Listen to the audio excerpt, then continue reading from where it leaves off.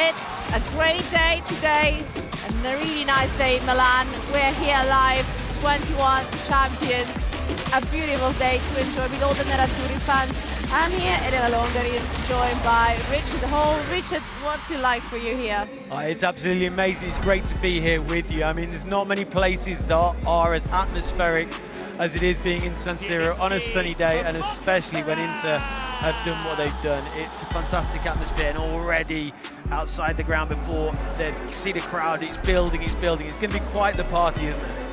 It's going to be quite a party. We're going to see so many things out here today. From a stage has been set up with many Italian guests, as in DJ, producers, a lot of things. It's just such a special day, celebrating together with the fans. And also, of course, as you can see here, we can start seeing a bit. It's been set up with the stadium with, it's going to be a choreography, there's going to be the fans, of course, turning up just soon, and so much more, so much more. I think one of the things is with this is that you have a situation where so many times in football you have really tense games at the end, it's all going to the wire, but this is about today, this is about the game against Hellas, this is the party, really, and that's what this is all about. Inter are going to put on a show. I think when you talk about the choreography to the DJs, the celebrities that are going to be, we're going to see today, this is an absolute celebration of what has been an incredible season for Inter. And we can't take that away from them. I think that, you know, it's the fans are here, the players are here, the staff, everyone is here to enjoy the day, and that's what's really going to be so exciting about it. So let's go through what we're going to be doing today. So we are very far ahead of the game. It's far ahead from kickoff, about 2 hours and a half. We've got 2 hours to take you through what's going to happen on the pitch before this final game, the final hug of the team with San Siro is going to happen. We're going to see the Coppa Italia. We are? Yeah, we are going to see the Very Coppa Italia. The team is going to be called up here on the pitch. We're going to see a lot of things, a lot of the entertainment is going to happen on stage. We love Italian artists, Italian personalities, and then, of course, the last game against Hellas. Hellas, it's celebrating, I would say, the Serie A. Because, as you know, Hellas has already been relegated. Yep. We are already champions. We already won 2 trophies. It's about celebrating the players. It's about celebrating the fans. And then, of course, after the game, take a look at this, though, first. Yeah, absolutely.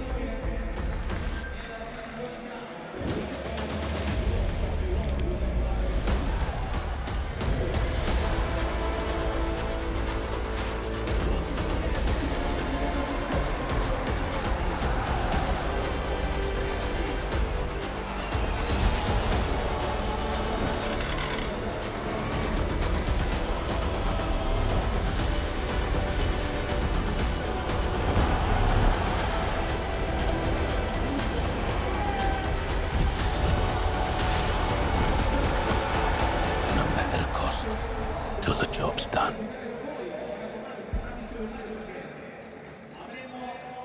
Everything is ready. As you can see, there was this nice video with our sort of superheroes, but we don't need superpowers. We have superpowers already. It's a happy Sunday. Yeah, absolutely. It's a happy Sunday, and we do have superpowers. You were saying before about it being the game against Hellas. Football almost comes secondary on a day like today. I think when the sun's out, like I said before, the fans are here, it's really a time to show, like you say, the players have had superpowers this season. We've got numerous examples of that, of how they've dragged us and pushed us, and also shown so much quality to get us into this situation of having the double. And it's great at the moment being able to just look around the stadium and see all the different elements where it's saying double, it's there, we know that, it's a done deal. It's been a terrific season, and one that Kivu and the boys can be exceptionally proud of. This, of course, I must say, this has been a very busy week for me. I was down in Rome. Yes. I went to obviously work for the Coppa Italia final, and it's a historic sort of achievement for Inter, the 10th for Inter, and in Kivu's season, where first season getting 2 trophies, it's all got a special flavor as well. The atmosphere there was incredible, thinking that it was an away game, but a lot of Inter fans turned up, and the choreography and everything was so special. A different stadium to San Siro, but still very, very welcoming and creates an incredible atmosphere. So it's a special week, I think, for Inter, and it couldn't be ending in a better way than this. No, completely. I think that, you know, you as you say, went to the Coppa d'Italia in Rome. Inter travelled en masse for that, and numbers. It shows the support and the loyalty of the fans to do that. But today really is about all the ones who didn't travel to Rome. There is going to be a lot of people in this stadium. There's going to be more out on the streets later, I imagine. Exactly. I was going to say this. So this is just the beginning, which is just a warm-up to what's going to happen later on after the game. Obviously, the big appointment today is the parade. The players are going to be going through across the city of Milan with, of course, all the team and all the fans supporting them and cheering for them. It's going to be great. It's going to be long hours, but I think that it's going to be a lot to see, a lot to enjoy. It's a big celebration. Yeah, massively. I think anyone who's selling coffee today is going to make a fortune, and other things. But no, it's fantastic because that bus parade will start here after, of course, Inter's game against Hellas Verona, and then it will continue long into the night, and it's deserved. I mean, we saw the fans go out on the streets before. We've seen them after when we won the Scudetto, after the Coppa d'Italia, but now this is the time to party. And I think what's great about this is that Inter are giving the fans an opportunity. It's not just about the game, it's all a live show. Pre that's going to be fun. I'm really looking forward to it. I mean, you know, and like I said before, you couldn't have got better weather for this, so it's just going to be an absolute festival today. And as you say, long day, but I think every single minute will be power-packed, and I think we'll look back on this and go, wow, that was special. It will be. Actually, do you remember the bus parade that happened back in 2023-2024 season? Yes. And obviously that was very special because we had won the 20th title. But I've seen around on internet, and that it's not going to be that different today. The only thing that is going to be different is that the bus route is going to be a little bit shorter. Yes. I don't know if you know Milan, I and do. if you guys know Milan and you know about the route and you're here, please do post in the chat, and we'll be here listening if you need any help. We won't be able to give any because the city is going to be very, very busy, but do you remember that day? I certainly do, yeah, absolutely crazy. And I think that, you know, for anyone who's, I feel sorry for any tourists who've come today who don't know anything about football, because this Siamo is going to be contenti crazy. per quello che abbiamo raggiunto, per quelle che vincere 2 trofei in una stagione è mai facile e non è scontato. Ci vuole ambizione, ci vuole impegno, ci vuole motivazione.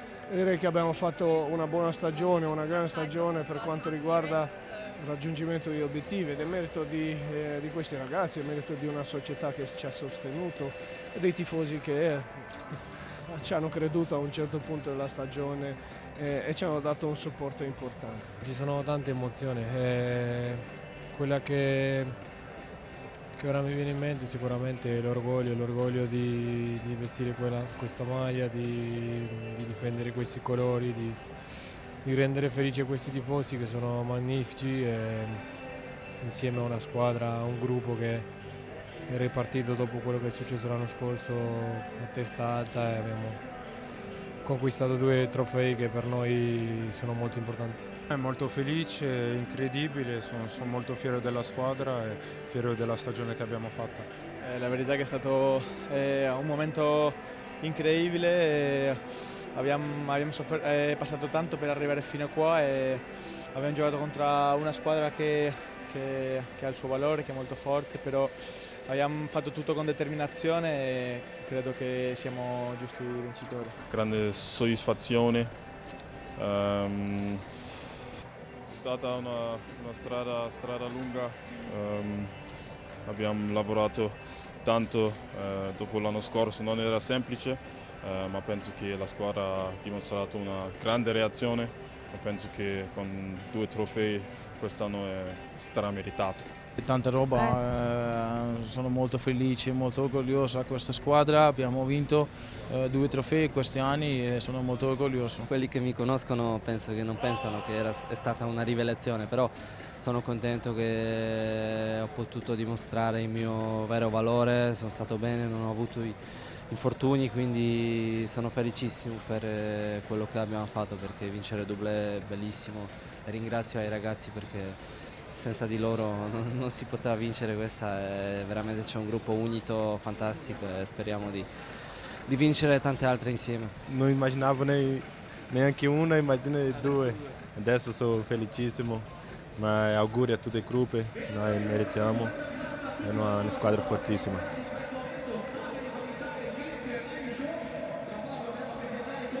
A lot of determination from Josep Martinez, and that's probably sums up everything that this season has been all about for Inter, from picking themselves up from what has been, I don't know how to define that final. You were there with me last year, the final of the Champions League. Yes.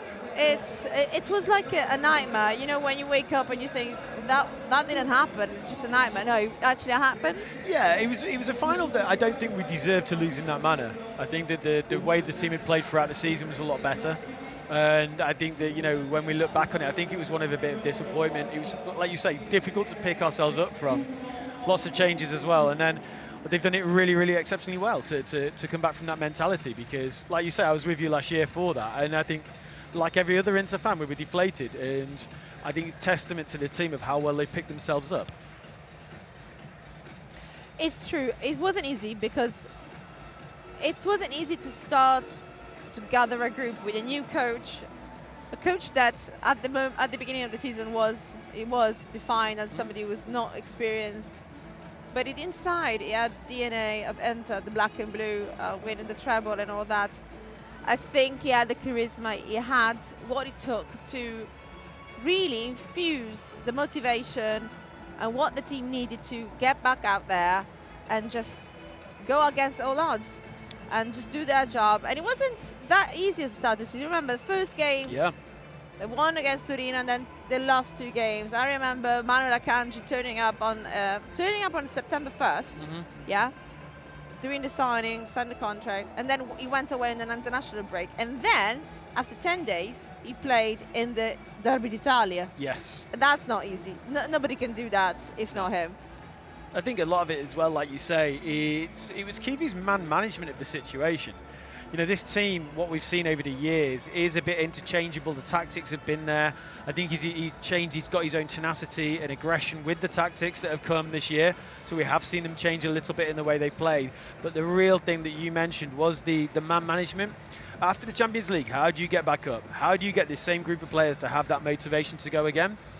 And, you know, we're sat here looking at the fact that we won the double with a coach who you said was, the media dubbed him, you know, inexperienced. Is it going to happen? Is he the right man? Well, he's proved it to everybody that not only is he the right man to win the double, but he's the right man for the future. Because, like you say, into DNA. His DNA, and also in the staff, he had plenty of people who he met along the way. A lot of the staff have got roots at Inter. And I think that helped in, you know, you see a familiar face, you know the old times, you know who you're dealing with, you know maybe Kivu was a player at the time and the technical staff were in the technical staff already at the treble. Yeah. So I think all in all that helped.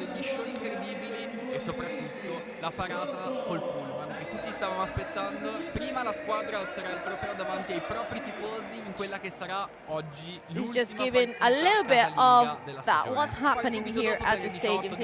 Everything is still empty, but the fans turned up today at 12, so 48 minutes ago, and it's going to be, I think, sold out. Do you think? I think definitely. I think I almost know for a fact there's many people who've been messaging me about this. That's the bus road. Yeah.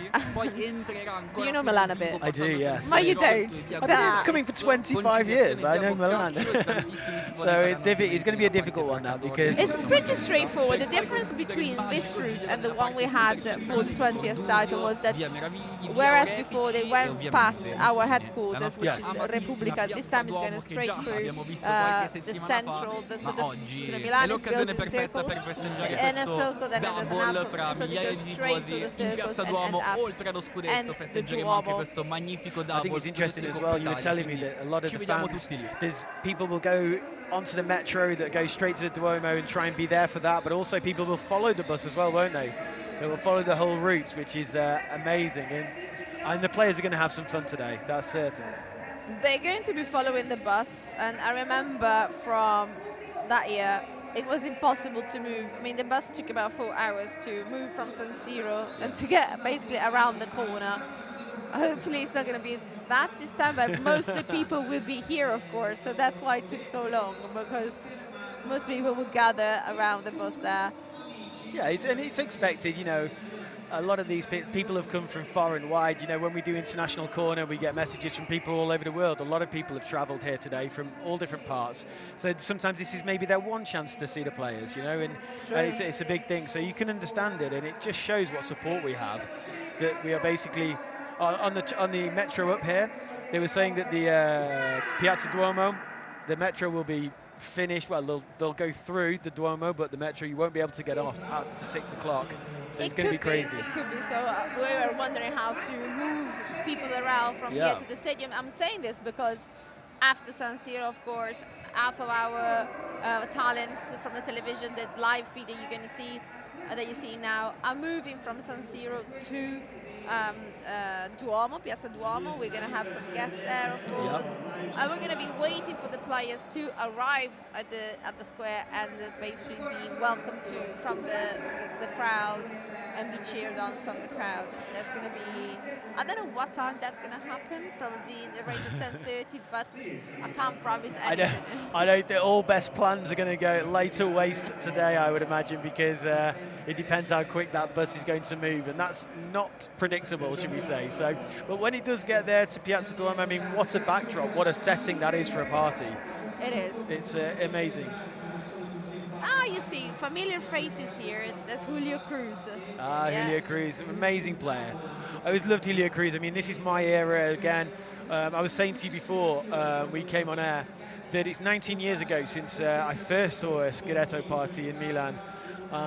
When I was here for that one, and you know, with Julio Cruz at that point, he played such a pivotal part of that team, because he was a man who would be able to rely on, whether it's coming off the bench or starting in those games where there was some injuries. But I think he's quite an underrated player, because his finishing ability was absolutely ridiculous. So direct, reminded me a little bit, you know, got a bit of Aldo Serena about him at the time. But yeah, I mean, look, he was a fantastic asset for Inter. And now he's a fantastic asset to our TV 100%. Troupe, our crew. Yes. He's been with us for many games, and I think one thing he represents is the bond that Inter have with Argentina. Oh, I asked him this question. We were together a few weeks ago with some of the partners that we offered a meeting with one of the legends, and he was saying that from Elenio Herrera, then the bond was there, you know, with Argentina. So they paved the way, and it's still going. If you think from him, of course, Javier Zanetti, our vice president, and the man with the record of appearances for Inter, and then our captain Lautaro Martinez. What a season he's had. Yeah, and you think about Diego Milito, Cambiasso. There's been so many down the years, and there has been that seamless thing. I'd say also with South America with Inter, but definitely Argentina. And that link is always, I mean, listen, for me it's always been great when we've seen these links with certain countries. Something happening on stage. Here we go. Okay. Allora, prima di andare avanti, visto che c'è una cosa che vogliamo condividere con tutti i tifosi nerazzurri, abbiamo la possibilità di cantare dopo aver festeggiato. Saying that they will have the chance to sing. Torta seppur immaginaria, che prima o poi dovremo avere anche fisica. There's going to be a cake, they said. But they want everyone to sing together and eat together. And they want to sing together with a series of artists. Although, after that, they will have these artists on stage. There will be 21 artists, of course, a number of the titles Inter won. Music is part of sport, music is part of sharing. All these 21 titles are Inter fans, of course. The first Inter fan is Luciano Ligabue, a song that we all have to sing together.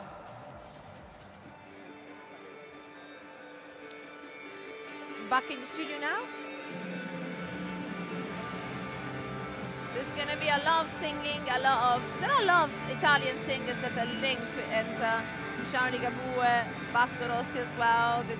I don't know, when you come here, you see before the game, there's always everyone, the torchlight going, singing a song that starts with Ogni volta, means every time. There wouldn't be a more perfect song than that every time. No, absolutely. I mean, do you want to see, there's a scrolling of the text of the lyrics? I'm not going to ask you to sing. No, I wouldn't do that. I wouldn't do that. We don't want to scare the audience off before we've even started. That wouldn't be. We wanted a party, not a funeral. So I'm not going to sing. You see the comparison between Kivu when he won, when he was a player, and then Kivu now. So he won 36 games. He won 27 games. He won 36 games played, 4 draws, 5 defeats, 75% of wins. It's a massive achievement in this season, I think. Yeah, definitely. Again, we go back to that point of coming in. Yes, he's got the Inter DNA, but that doesn't mean that you're automatically going to walk in and be able to do that. You know, it takes a lot more. We have a lot of big stars, big names, and to manage those players is a difficult thing to do, and to take over and to win the title, you know, with style, with grit as well. We've been fantastic. So what the job he's done, I think we can't understate that. And I think today's as much for him as anyone else. What do you think was it's been said a lot that Kivu brought a breath of fresh air. What do you think it was? I think it was I think it's fight. I know it sounds silly, but we talked about the Champions League and how down everyone was then. I think to bring that sort of a different voice, a different motivation, to realise that sometimes especially being Inter, that when things haven't gone particularly well, that you dig deep and go again. And then that sort of motivated the players, and to bring, you know, these players are used to winning, but to bring that hunger and find that hunger again, I think was really, really special. I agree with that. I think also when you start from a disadvantage point, you kind of say, I've got to give my all. It's rock bottom in a way, so it can only go better. And I think that in itself is like an advantage when you think, I've got nothing to lose. Yes. I've got to try my best. And I think having been himself a player, he knows how to deal with players and how mentally everything that is outside the pitch can have an effect on you. So how he dealt very well with the media as well, and always being very straightforward and saying, this is, guys, what you are saying, the results are one thing, the performances are another point. I'm trying here to build something else, to build something new. Just give me a bit of time. I know modern football is based on results. You can agree or not with that. 100%. I agree with that. Yeah, massively. And that's touching on that. It's a really good point, because I think what you see around the stadium today is, you know, Inter as well as I do, there's a culture here. There's a real feel for what it means to be Inter. And I think that in modern football, with it being so results-based, having the culture of a football club can easily get lost. And so what is great about this season is I feel that we've really captured back what the culture is to be Inter, as well as getting the results. And that really is a very healthy way to move forward. He made a choice. He made the choice of stepping in some big shoes after a very difficult time. And he wasn't afraid of changing a few things around. I mean, he also had a squad that was already basically from the Club World Cup. It was already set up for him. There wasn't a major campaign at the end of the summer. There wasn't a major transfer season for Inter. A few things had changed, and he managed to do the best with the new players, about the youngsters. Yeah, that's a real key point. I think when you look at someone like Esposito, for instance, he's the obvious go-to. But I think because he's had that situation where he's been dealing with the youth players before, I think that's a real thing, that something we've sometimes missed in the past, of being able to bring these players through, because the fans identify with those players and it brings something else. And it just shows the quality we have in the Primavera, in the youth teams, etc. And what he's done is he's tapped into it. He's not done it all at once, but he's done it gradually. And gradually you're starting to see players get more opportunities. And for us, that bodes very, very well for the future, because in modern day football, you're seeing so many transfers, so many people coming into the club, and it doesn't mean as much. And when we talk about that fight and want to work for the club, I mean, look at someone like Di Marco. I'm not saying that he's a young player, but I'm saying that the fact of how his career's developed. If we can have players with that sort of mentality and DNA in them, it's only going to be better for this club. We have Niccolo Filippucci here, singer and winner of Italian Song Contest Sanremo. By the way, I was watching Eurovision last night. Okay. Which is a bit what we're doing today.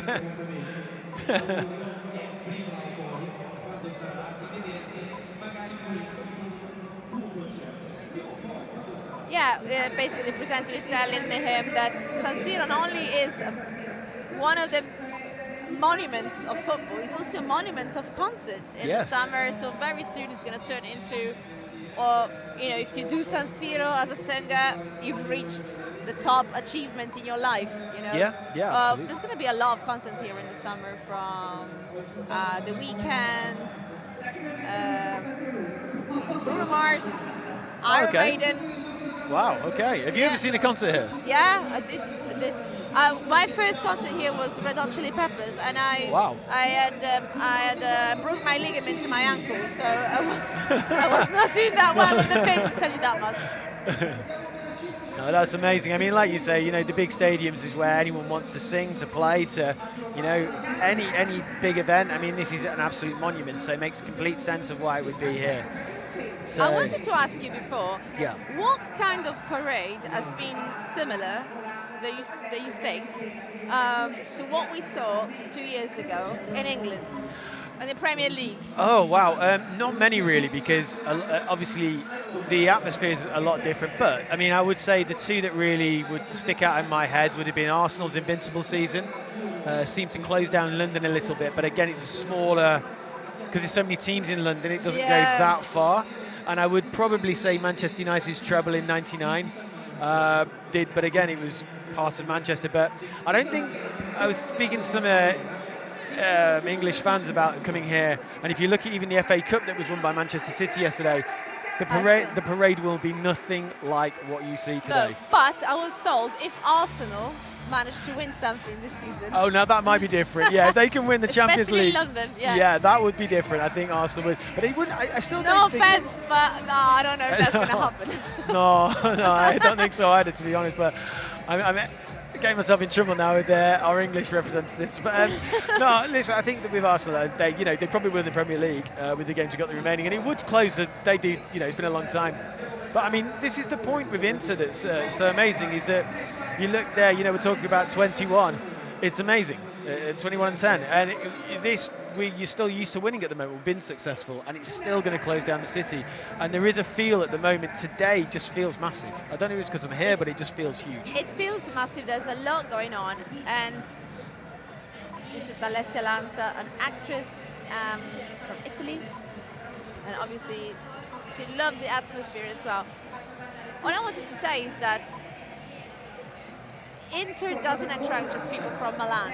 No. I've been working with some of the Inter clubs, and if you're listening to us, a big cheer to Inter Club Bulgaria, Inter Club Albania, Inter Club UAE. A lot of people who, despite the fact they might not be able to come every time to watch the match at San Siro, they organize so many activities and make the colors of Inter feel like part of something for those who cannot be here. And that's, I think, the greatness of that sense of belonging as has been exported worldwide. The Inter Club Albania, remember we did something as well with them during the Champions League final. They are the biggest Inter club in the world, but they organize all sorts of things, from a run, something we could do. We could go to Albania and do the run. Yeah, I'm up for it. And it's sort of a family. They organize entertainment. Yes. It's a place of gathering, a place of sharing. Yeah. It's not just going to the pub. No, absolutely not. I mean, just talking of two that, Inter Club London are absolutely massive. I know they're here. Shout out to them today because they're here in force. Are they? They are here in force. I think they're somewhere up there above the curve. And I also know that Inter Club Belfast are here today as well. So I've been messaging those guys before. So I know that, yeah, it's gonna be good for those guys. But like you say, all those clubs over the world, they are brilliant because not everyone can get here every game. But what they do is they help with tickets. People who join these clubs as well sometimes don't know how to. I mean, for someone like myself who travels a lot here, it's obvious now of how you get around and what you do. But for the first time, it can be quite daunting, you know, to go and just understand the transport. But they make sure everything's sorted, help with tickets, and it's a real family, like you say. So credit to all the clubs that are there. I think there's a live karaoke. It's one of our anthems now, but I'm not going to ask you to sing, of course. But yeah, in the club, I was saying, we have, I have experienced this, whether they are local, whether they are far-flung, there's this sense of belonging, and that's what makes Inter so popular. You know, it's like a family. It's something that you cannot build. Just I fancy that team. And let's not forget, if you're listening to us from one of those far-flung places, please do write in the chat. We'd like to hear from you. Absolutely, and these places, though, some of them never even had a player from Inter that played from that country. Oh. I don't remember a player from Bulgaria. Do you? No, I don't actually. No, I don't. I think there were. I mean, I'm sure someone was going to message in now with some obscure reference. You checked before. but no, I think that the thing is with those clubs is that people, you know, listen. I always give credit to people who turn up week in, week out in Milan, but also as well people who are, you know, from those far-flung corners. You know, they wake up. I get people messaging me, and they wake up at like silly o'clock, like 3 in the morning, every weekend or in the middle of the week, even when they've got work, to watch the games. And sometimes that's as much commitment as it is going to the game every week. And for me, you know, it's Internazionale. It is the international club. That's what this club's about. And to embrace that's really important. So massive shout out to people, whether they're waking up, you know, in Singapore, in Australia, or the UK or America, wherever it might be, because, you know, I honestly believe that people feel this club, whether you're here, like we are today, or wherever you are, it matters just as much. It is international in the end, it's FC Internazionale, and I happen to do a lot of taking around guests, fans in our HQ, and that's the first thing I say to them, you know, we were born as an international club, brothers and sisters of the world, and that's why probably now we can boast about this internationality, if you can say that, where everyone follows us from all around the world, and we are happy to be here representing the fans that come from all over the world. Yeah, massively, and I think that, like you say, you know, we can, if anyone wants to hit us up in the chat, do so, and we can give you a shout out, especially like the clubs, the Inter clubs around the world, or anybody really. You know, if you're, you know, it's great because for me, I love the fact that when someone comes to San Siro for the first time, I've had people message me sometimes, and there's a few of them messaged it here today for the first time. And what? Can you imagine? This is your first game. This would be like, you know, wow. No, I mean, amazing to do that. Let me ask you. So your son is here. He is, yes. This is going to be probably. I hope that he doesn't forget this. I think he's at the age now. He's 7, and I think he's going to remember this one definitely. Yeah, my son is here as well, and a lot of the parents said, "Oh, we want to take the kids to see this." It's because you get this amazing atmosphere, an amazing party. Yeah, massively. I mean, it's one of those memories. I mean, football can be such a game with so many highs and so many lows, and often football fans dwell on the lows. Today's a high. Right now on stage, something is happening.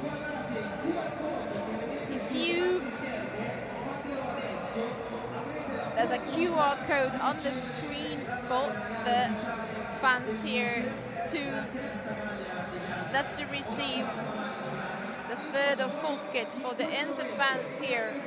Are you doing that? No. Anyway, we're gonna go with the guests that we're gonna have on stage. Okay.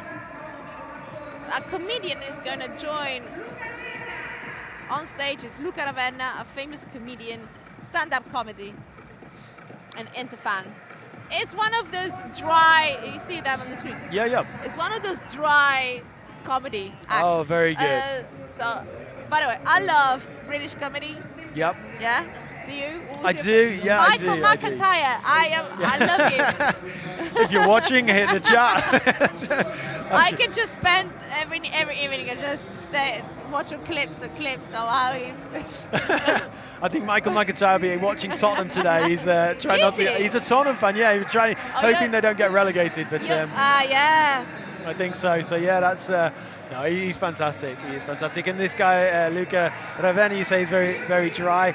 So maybe I've got to look him up. So there you go, guys. Look him up. Your job for next season is to find a British comedian who is an Inter fan.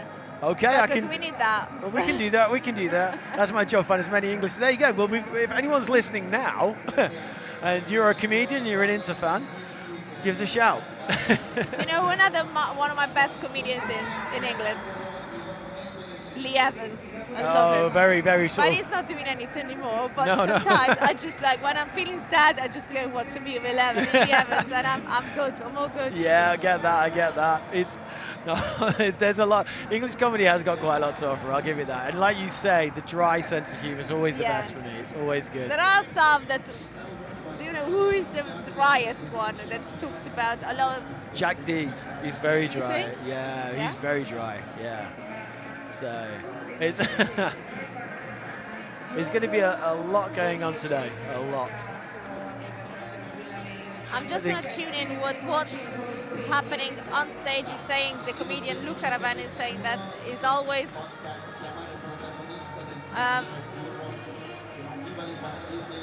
experiencing the games in a certain way, with the rituals that happen every time before a game. Maybe the way you lace your shoes.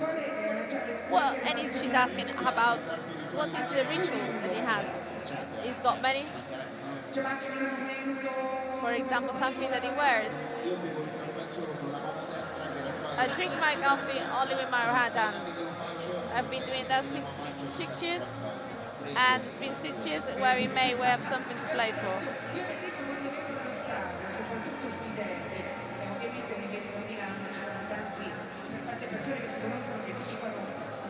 Have you got any rituals? Before games? Yeah. No, I did. When I was a rubbish goalkeeper, I had rituals, but not watching the game. No, not anymore. I used to always have to have. I used to, when I was younger, when I was watching Inter, I used to switch shirts, one different one every half. I don't know why. That's crazy. I don't know why, but I think it was when I started working for you guys, I stopped doing that because obviously I can't be doing that right now. So, yeah. But yeah, what about you? Have you got rituals before games? No, maybe we gather sometimes before working out on the match, or we gather sometimes and take like a ritual picture down the pitch. Yeah. Then we go for a coffee. But when I come with my friends, they do have a ritual. For example, they gather for a happy hour in one of the small bars next to the stadium. Yeah. Where it's easy just to go for a happy hour, and then they go for a pizza outside. At the end of the match. But yeah, they don't eat usually before. Then we got some athletes here. I've seen here Arianna Fontana. Do you remember her? Yes, I do actually. She yes. was on the show with us. She was. So that's the long story she's had with she's been a Nerazzurri fan for ages. And this year with the Winter Olympics, she was a flag bearer for Italy. And then ended up winning basically the record of medals. Olympic medals, women and men for Italy in the history of the Olympics. Unbelievable. Alessandra Micheletto as well, Arianna Fontana, like I was saying. She was also at the Coppa Italia. Yeah. She follows more into now than her own sport. I'm sure that. Let's see what she's going to say. She says an infinite passion that will continue forever. Però la curiosità al volo, perché giustamente riguardato perché sai, la passione per il calcio, per chi passion for football, for somebody who's succeeded and excelled in other sports. Was there a time where you chose to play volleyball and then follow football still? I saw that I kept on growing. And then that's when I decided to basically switch sports and to stick with volleyball. Maybe as a goalkeeper I would have done a lot good. But volleyball was the right choice. Yeah, Ariana Fontana, like I was saying, Ariana Fontana was it's still basically travels now more. Now it's now a rough season, so obviously she hasn't got to train that much, and she's reached an age where she can decide maybe I'm gonna drop it all off, retire, and she's coached by her husband. Oh really? So her mum said, now is the right time for you to just, I want to have grandchildren. But she said, I don't know, I still got that hunger in me, because she ended in a very positive note, winning loads of medals at the Olympics. So, I mean, she's now enjoying her off-season with some events and watching Inter, which is so good. It must be difficult for sports people, though. You know, when you've reached sort of the pinnacle, you're right. It's the greatest time to then say, that's it, I'm finished, and finish on a high. But then to stop doing what you're doing that you've trained for all your life must be extremely difficult. And not to, I don't know about you, I find it very difficult to relax. So it's one of the hot topics of today. As I told you before, it's going to be a special day, maybe, for a lot of the Inter players that, you know, have reached probably that point in their career. Yeah, completely. Mostly for a biological factor, the age, and then of course for their contract and things like that. So that's something that we can expect today happening on the pitch, where a lot of cheering, a lot of maybe a send-off for some of them. We're not going to name any of them. No. Nothing is to be taken as written in stone. No, exactly. But I think that, you know, for them personally, it's not about. It's about the way that they feel they can send themselves off. So, for instance, I mean, how many players, you know, it could be maybe, you know, there's so many players in the world, maybe a wet Wednesday night in, I don't know, playing against Modena or Stoke. and you might go, okay, you know, look, this is me, you get substituted and that's it. But to have like this festa, as you say, you know, all these people here are doing what they're doing. And celebrating Inter, I mean, this is the way to, if there was a way to go out, I'd choose this.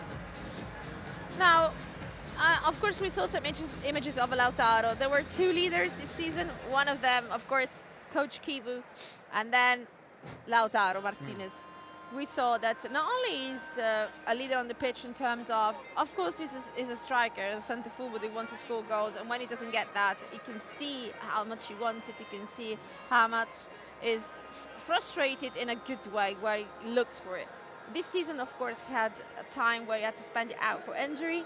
And when he got back, scored in the first 5 minutes of the game. So, I mean, would you say that the weight of Lautaro is not just on the pitch, but is also off the pitch for the team?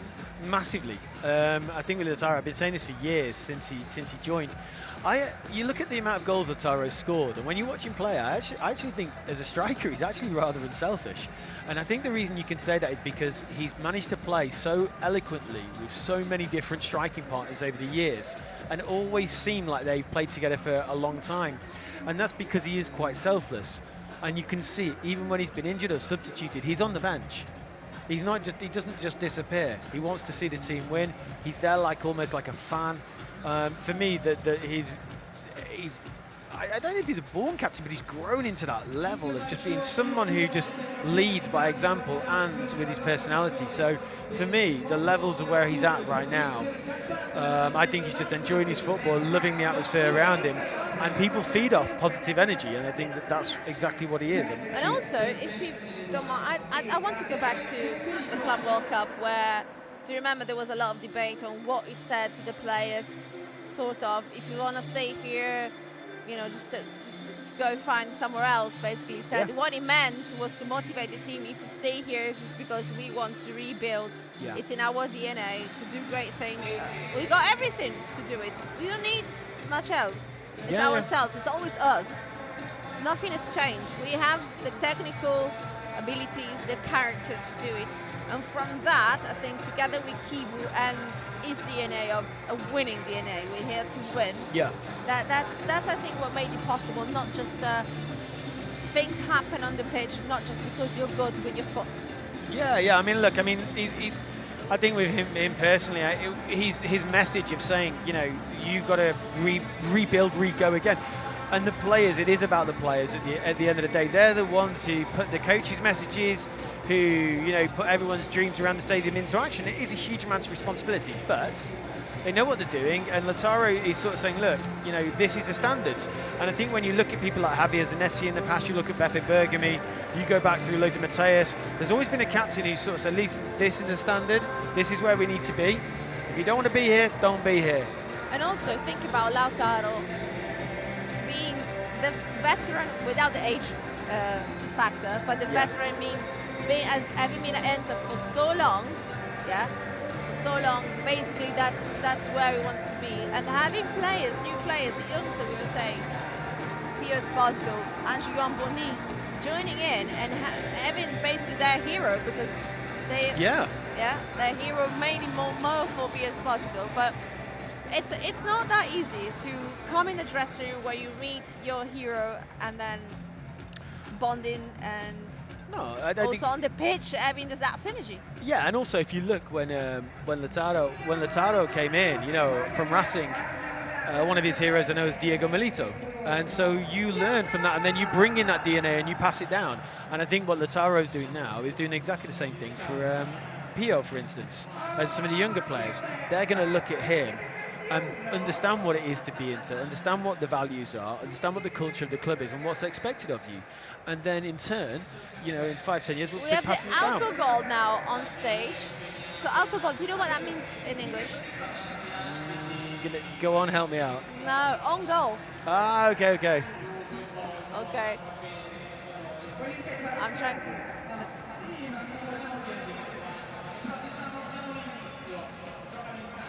Anyway, you were saying that with Lautaro, the best point. Yeah, just on the basis of the fact that he's passing down the DNA of the club. Yeah. And that's massive. It is massive. And so now, those younger players, you know, in 5-10 years' time, when we're watching Pio Esposito, you know, he'll be then giving that message back down. And that's how, you know, it's the whole father to son thing, isn't it, in a sense, of passing the good message down. And that's what's nice about the club at the moment. It feels that we've always had those standards and they're being kept well by those players in a short period of time. So no, it's fantastic to see.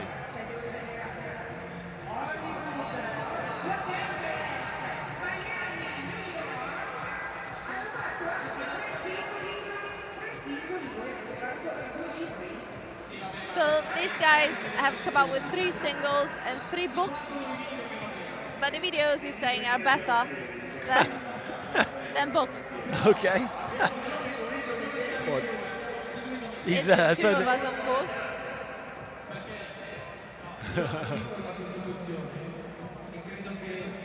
So 3. So you say 3 books? 3 books? 3 books.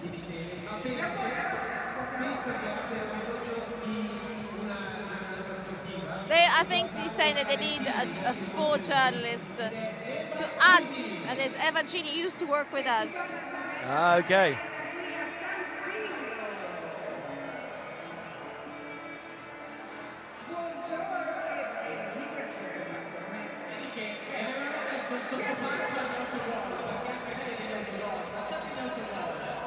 She's part of this group autogol. Yep. Which means, of course, own goals. Yep. I met Eva a long time ago, probably about 10 years ago.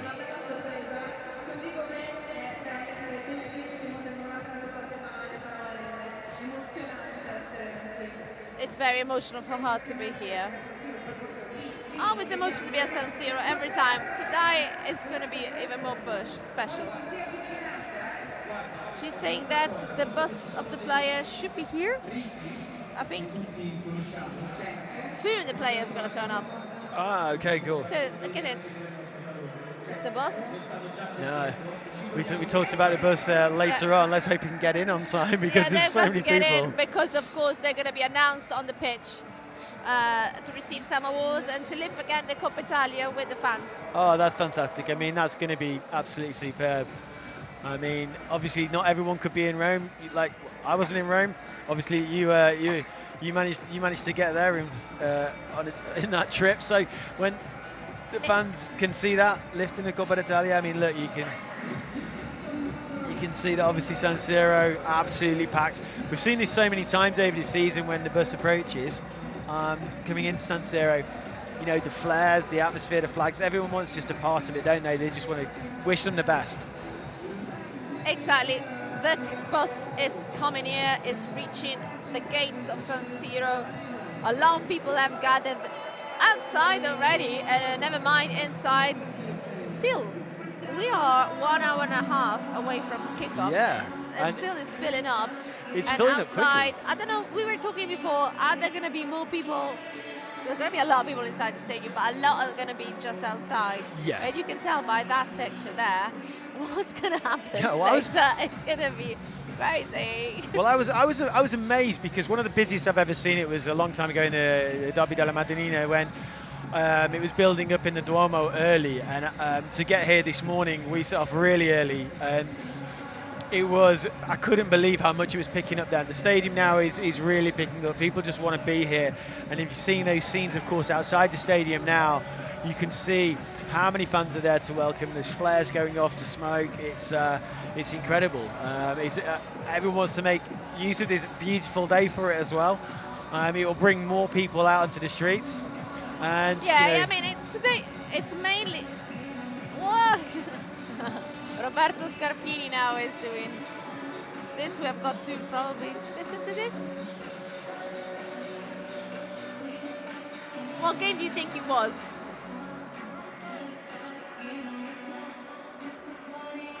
The game he's talking about As right now. by Thuram, it was. It was Thuram.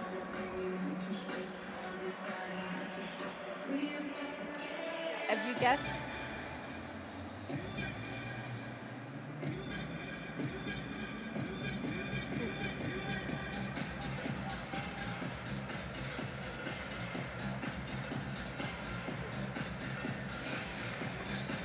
One game where Nicola Barella scored recently. This is the game against Inter Cagliari. Yes. Somebody got it right in the Italian chat. I'm not sure about the English chat who got it right. Obviously, Barella didn't want to celebrate because Cagliari having been his former Yeah, team. it was, of course. I know it's very close to his heart. There's another one. There's a second one. So listen to the commentary.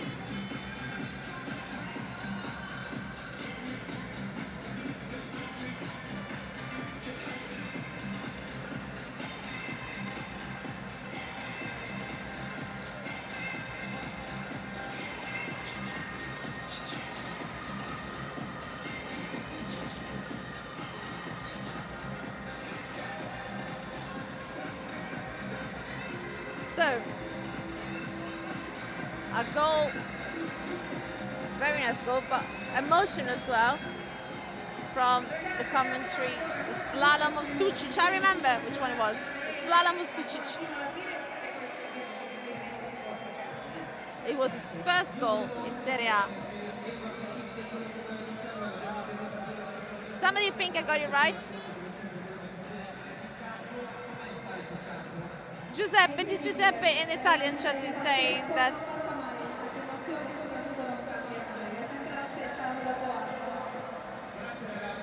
a wonderful goal by Sucic that time, the first goal in Serie A. And the goals he scored are always amazing. I hope the game is clear, where we're playing the commentary and you've got to understand basically which game it was. Yeah, of course. Anyway, let's go back. Look at the bus images. Yeah, so many people, so many people. It's close now as well, isn't it? Getting in there, everyone wants to see the players, or see the bus, say everything. There's another commentary soon, but let's see what's happening on the pitch.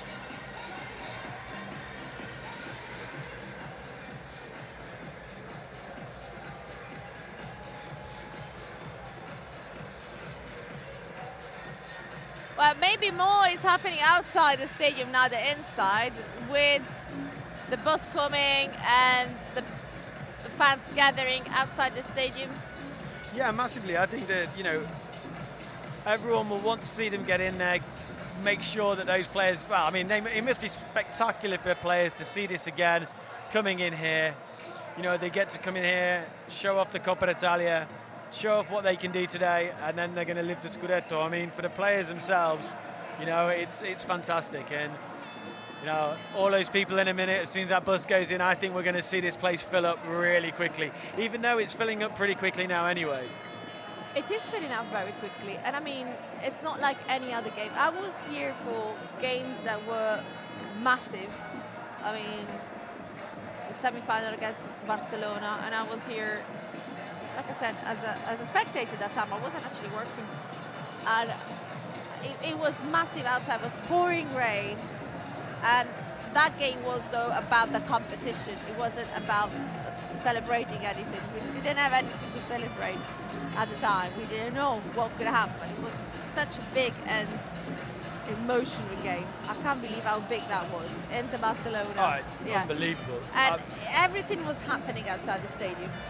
Even in the pouring rain. Yeah. I remember on a Wednesday or Tuesday last year, if we were playing the Champions League, you could bet your money it would rain. It was good rain. And what happened inside the stadium was ridiculous. There were people crying during the game. Nobody was sitting down even though we had seats. So I'm not surprised to see what's happening here now with the bus. A lot of people come in just to celebrate at one time where you don't really have to worry about the result. It's all about the players. It's all about 100%. the pot. Yeah. It's the experience, isn't it? I mean, that's what these... There's another goal. Barella. See if you can guess what the goal was. This goal was actually that we heard before this goal. So our director confused himself. This should be a third goal because the commentary we heard was from the previous goal from Barella against Cagliari.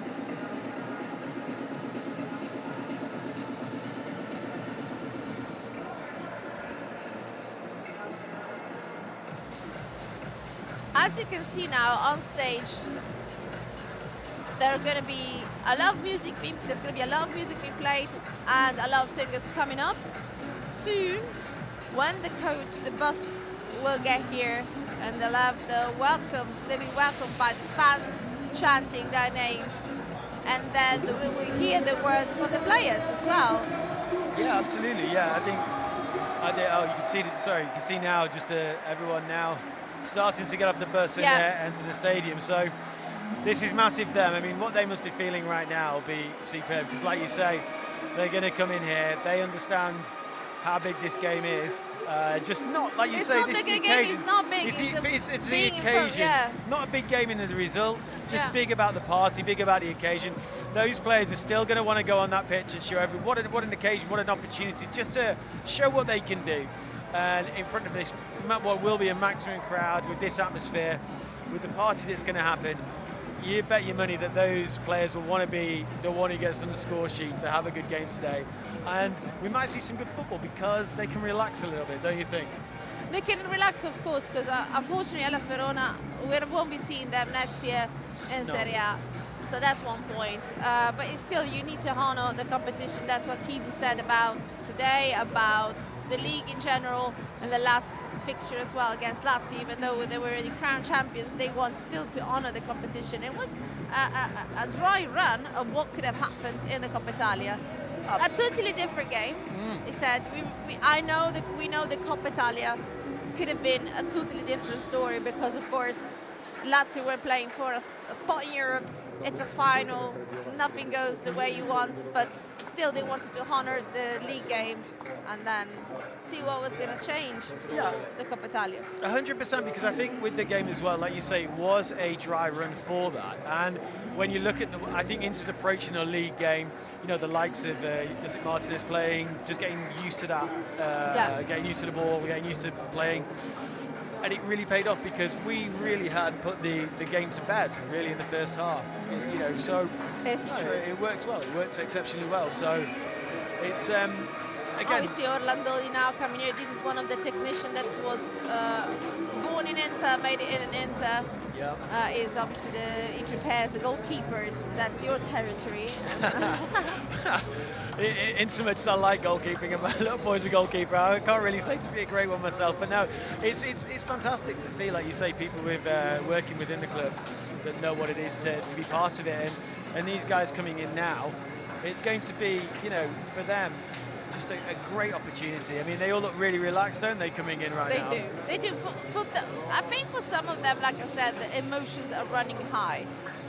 Yeah. Because let's not hide behind anything. But for some of them, it could be one of their last games at San Siro. How would you feel? Me personally, I'd be devastated. I Of course, I don't know. It would be so hard to let go. Yeah, a huge. I mean, we're at an age where we had to let go of many things. Yeah, tell me about it. Maybe more so me. Yeah, no, completely. But you know, even like, I mean, you know, you do stuff like running, athletics, same here. And sometimes your body says no, whatever. You know, you can't go on and you can't perform. And these players want to perform at a top level all of the time. And sometimes your mindset might be right, but your body says no. And you know, it will be emotional, of course it will. And I think that when you see, I mean, this stadium is iconic, isn't it? I mean, it's not just any stadium. So having to miss the experience of playing in front of these fans all of the time, I don't know how they're going to comprehend that. But they still have today. They still have this magnificent occasion. And I'm sure that with all that, they'll worry about that afterwards, because today's just going to be about having a bit of fun and enjoying and taking in this amazing environment. It's for some people like Julio Cruz now talking, it's sort of reliving some of the moments, and he was saying to me sometimes it's hard to be on that side of the pitch where you see maybe your team not successful. It's not the case, but there have been games where we didn't do well. We can't hide behind the fact that in the big matches, we did not match expectations. So we did well overall. Yeah. Luckily, the Serie A is a tournament. It's not a one-off, a knockout, you know. Yes. So we did well overall. There's been situations in which, of course, you can't hide behind it, where Juventus, Milan, where maybe the fans were expecting to give something more, that something will happen. But sometimes, like Kivu says, matches are made and built out of single situations and events that can go in your favor or not. Yeah. You know, that's the beauty of football. You can be the best team in the world, but if that time doesn't happen, it doesn't happen. Yeah. So he said it's hard sometimes to comment on a game where your team has lost, because you know what the players go through. It's very hard to find the right words to say, you know. Yeah, I can understand that. I think when you know, a lot of fans, what they don't see is they don't see what players put in training. They don't see the sacrifices they have to make 24/7. And obviously sometimes football is a game, and you know, mistakes can be made easily. And you know, you can train hard all week, and one moment, or a moment from the other team, a moment of brilliance just changes things. And it doesn't undo the good work, but it feels like it does. And that can be very difficult, obviously, as a coach. And when we talk about ex-players, like Kivu or Julio Cruz, you know, it must be difficult because you think you can influence the game as well. You know, and when your mind still sees and reads the game, you know, and you can see players on there, you're thinking, why didn't they do that? Why can't I get involved? And it must be very, very hard as an ex-player to watch football. I wonder what it's like for Kivu. Sometimes, I mean, sometimes he's very much involved, yeah, the good way. Sometimes I think that the highlight of Kivu was his celebrations, how he celebrated with the players, how he celebrated the goals from the youngsters as well. I think he's been overall part of the group. You don't see, you know, can you explain this, the difference between a football manager and a coach? Yeah, so, yeah, definitely. Oh, here sorry, we go. We're going to just cut off. There's Jan Sommer. The keepers, Beppo Martinez and Di Gennaro.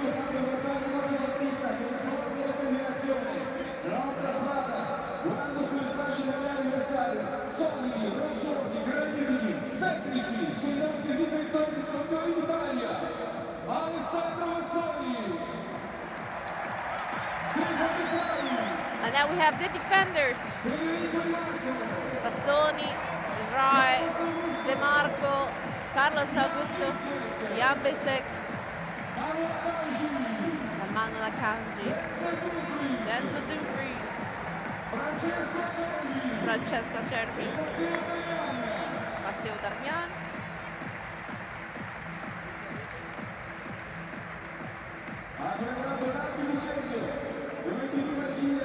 Classe, hanno messo in campo vicino giocate, corse pressing, hanno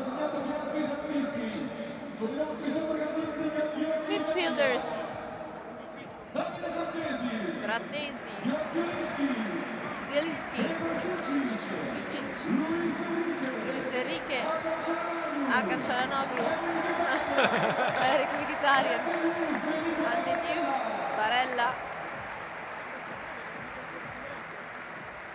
Hanno compiuto senza pietà le difese avversarie, ci hanno fatto esultare, abbracciare, impazzire di gioia con il loro gol. Talentuosi, brillanti, feroci, sui nostri attaccanti campioni d'Italia, Marcus Thuram. Centre forwards, Marcus Thuram, and you can see the fans here already chanting him. Via Esposito and Juan Boni. Ha sempre fatto parlare in campo. Cerca la luce, ma illumina la squadra. Il nostro condottiero, Christian!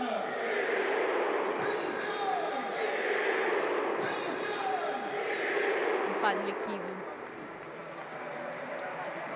Ogni parola sarà minuti rispettata, perché noi non siamo loro, siamo solo tutta la nostra voce.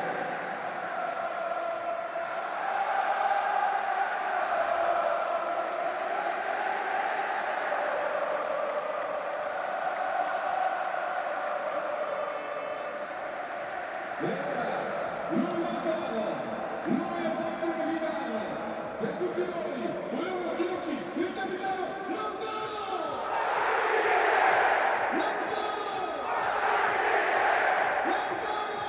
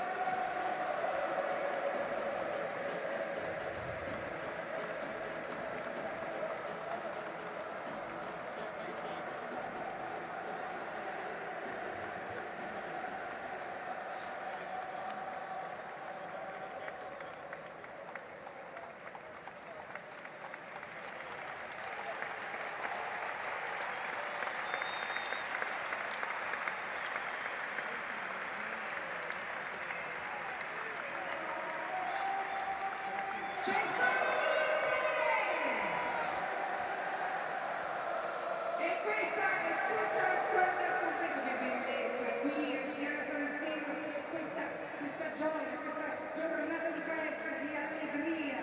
Ovviamente questa era una sorpresa che hanno voluto fare i ragazzi, ma noi abbiamo anche altre sorprese per celebrare questi 21 scudetti che portiamo con grande onore. C'è anche chi porta la sua musica in tutto il mondo e ci regala ancora una volta un'emozione nera-azzurra, ovvero un live show di Benny Benassi now.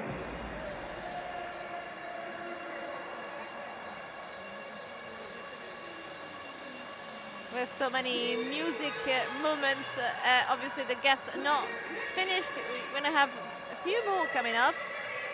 I think so. But of course the entertainment is a big part of the stadium experience this season. We've had many DJs. You remember Honey Love that I we do interviewed remember on the Honey show? Love. Yeah, was that Honey Love. against Genoa, wasn't it? If I remember rightly, yeah. Sorry, what did you say?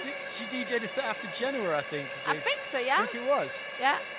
And I know she really enjoyed that, saying it was one of the best stadiums that she'd done in front of. The first stadium, actually, that she did. The first stadium she yes. did. But in terms of venues, like you were saying, San Siro is a concert venue. 100%. We got to listen Certainly to going this. to get that now. This is crazy. That Yeah. is crazy. This gets you hyped. In England as well, when you go clubbing, you hear this song. Oh yeah, 100%, Yeah? 100%. This is well, I'm Not saying today. it. I'm saying Not 100%. I can't remember the last time I went clubbing, but yeah, listen, I know that. Yeah, I know this song. Everyone knows this song. But I can tell you, every race, every competition, Yeah. when there's the moment before a race, This is the it. hype is this song. Absolutely, This song, it is. Yes. 100%. There's probably some Fatboy Slim as well, Prodigy. yeah, that's it. Those probably those three. I do competitions as well. I used to do triathlon and open water swimming, and there's a moment where you're just standing right next to the sea, and there's a countdown, and then this song comes on. And it's So like, this go. for me triggers, yeah, you're in race mode, go. It definitely does something to you.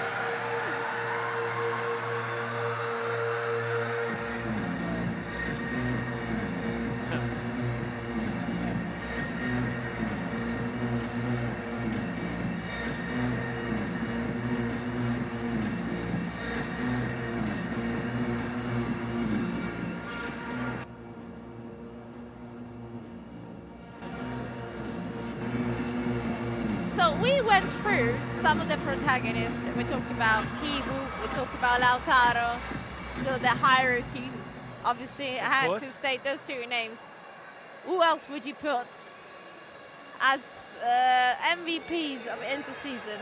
And then it's not, a ranking. No, if no. you were to pinpoint, think- I have one name. I've got two, if that's okay. Yeah. I think, obviously, we talked about my love for goalkeepers, and therefore I think that when you win a double like this, often goalkeepers get overlooked, but I think, obviously, Josip Martinez was brilliant at the Coppa Italia, but I think that with Jan Sommer this season, I think, he's had a season where he's had some challenges, but he's come back and he's been so confident. And you don't win a league with a bad goalkeeper, it's a fact. So he definitely is up there with me. And the other one for me is Pio Esposito, because You see, think, yeah. just the way that he's it's come hard in. to judge that. I mean, he has had an amazing debut season in the Yeah. Serie A. It's hard to compare with the Serie B. He was, I think he won the Spezia. MVP of the season Spezia, for yeah, Serie B, yeah. like the previous season. But I think, all in all, if the person who transformed himself, and he said himself in an interview, is Di Marco. Oh, 100%. I mean, Do Di you Marco. remember that time we were doing after Inter Parma? Yeah, yeah, he yeah. came on and did an interview and he said, I dedicate this Scudetto to all of those who said I was done after last year. I think that's the highlight of the interviews this season, because it's true. He's been ridiculous. I mean, I think always in this team, the wing backs have always been so important. And Di Marco, it's just the levels of the passing, the assists. For me, he's taken the level of a wing back completely beyond. When he's saying about how he's improved personally, I think that I already think he was at high level. Even with the criticism, but what he's done now, he's at a completely new level, and he's been fantastic. I think most of it comes from the athleticism. Yeah. He started having more game time in terms of course, he was in the starting 11 for many games, even before in the previous year under Inzaghi, and this year with Kivu. But he started playing the whole 90 minutes more often. And why? What's that down to? That's down to physicality, better preparation.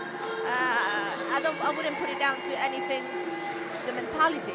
Would you? No, I think it's a use of space as well. I think you learn in the game, you look at the fact that you can see people like Barella, and he runs so much within a game. And I think Di Marco does as well, but a lot of that running is on the counter.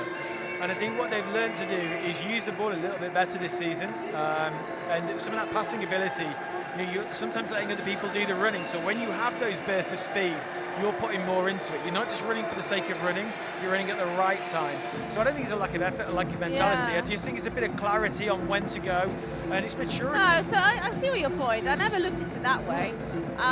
But it's interesting. So if you have got more awareness of how to run and sort of save energy and be more efficient, then anyone could run on the pitch until they're 40. I don't know. No, but if you look at, people would think that Varela, for instance, just runs and runs and runs. He doesn't. The amount of times you can see him, it's a walk, it's a wait, and then it's a run, it's a bursts. And it's an intelligence, I think, and it's the same with Di Marco. You know, he's not just bombing up and down the wings for the sake of it. He's waiting for that time, waiting for those transitions, and then he's gone.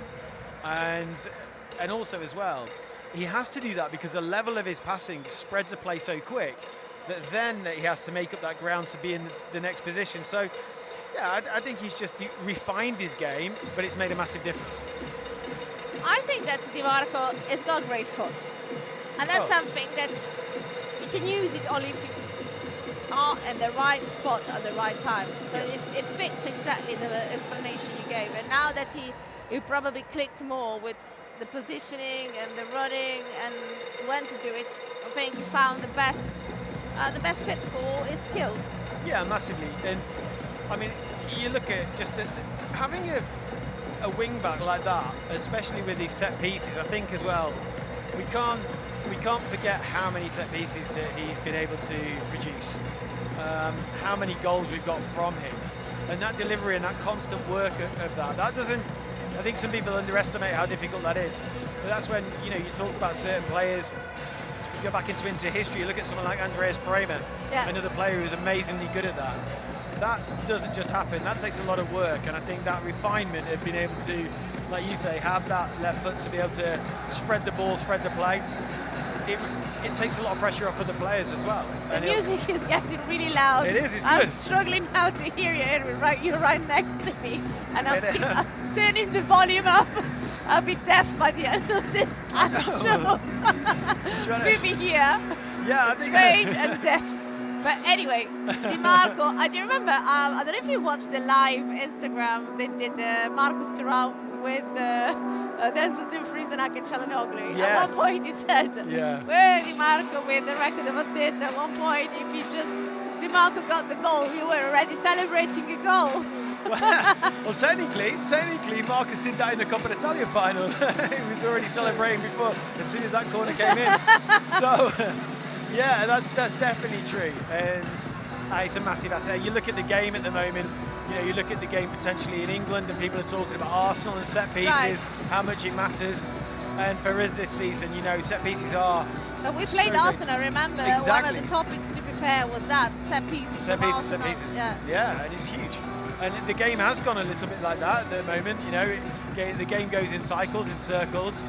And I think when you've got that to your Arsenal, excuse the pun, when you've got that in your Arsenal, you can, it's a massive advantage because you can go toe to toe in a game like that, but also you can still play free-flowing football. So yeah, it's been a huge advantage for us this season. You are right. I mean, I look at players that have come on a lot or made a difference, but I think but Akanji's been exceptional this season as well. Akanji, I was saying to you before, we did this when he arrived at Inter, it was September the 1st. Yeah. 13 days later, he played against Juventus with probably a couple of days training because he went away on an international break for Switzerland. And he's been playing, I think, 2,500 minutes. I think he probably didn't play just a couple of games. It's been exceptional on how we managed to adapt to keep the game to Italian football. Let's not forget, it came from Man City. It's a bit different. Oh, yeah. But if you asked him, he said, did you expect to settle in so well, to do so well? He said, yes, because I'm confident in my own skills. I'm confident in what I can do. And then if I wasn't that confident, I wouldn't have taken that opportunity to come and experience a totally different tournament like that. And you know, he's an exceptionally well to come in because when you look at especially that Pep Guardiola team at Manchester City, is different. And the way they play, you know, it's helped him in some ways, in the sense of the way that we pass the ball around the back. He's very confident on the ball, which is huge for the way we play.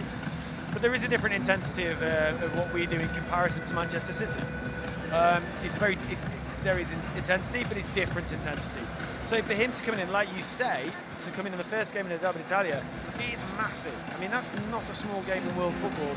And to be able to adapt yourself, I think that says a lot, because sometimes, especially, he says it's also a huge trust from the coach to be able to say, listen, we think you can do that. And players there are either going to sink or they're going to swim.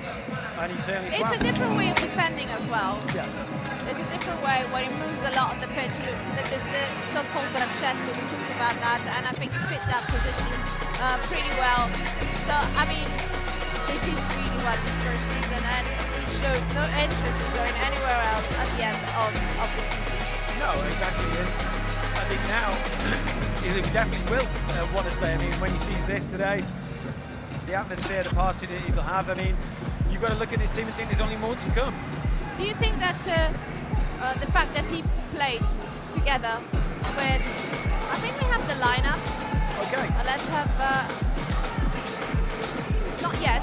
Well, sorry, I was saying a big part in that was played by finding himself with Jan Sommer.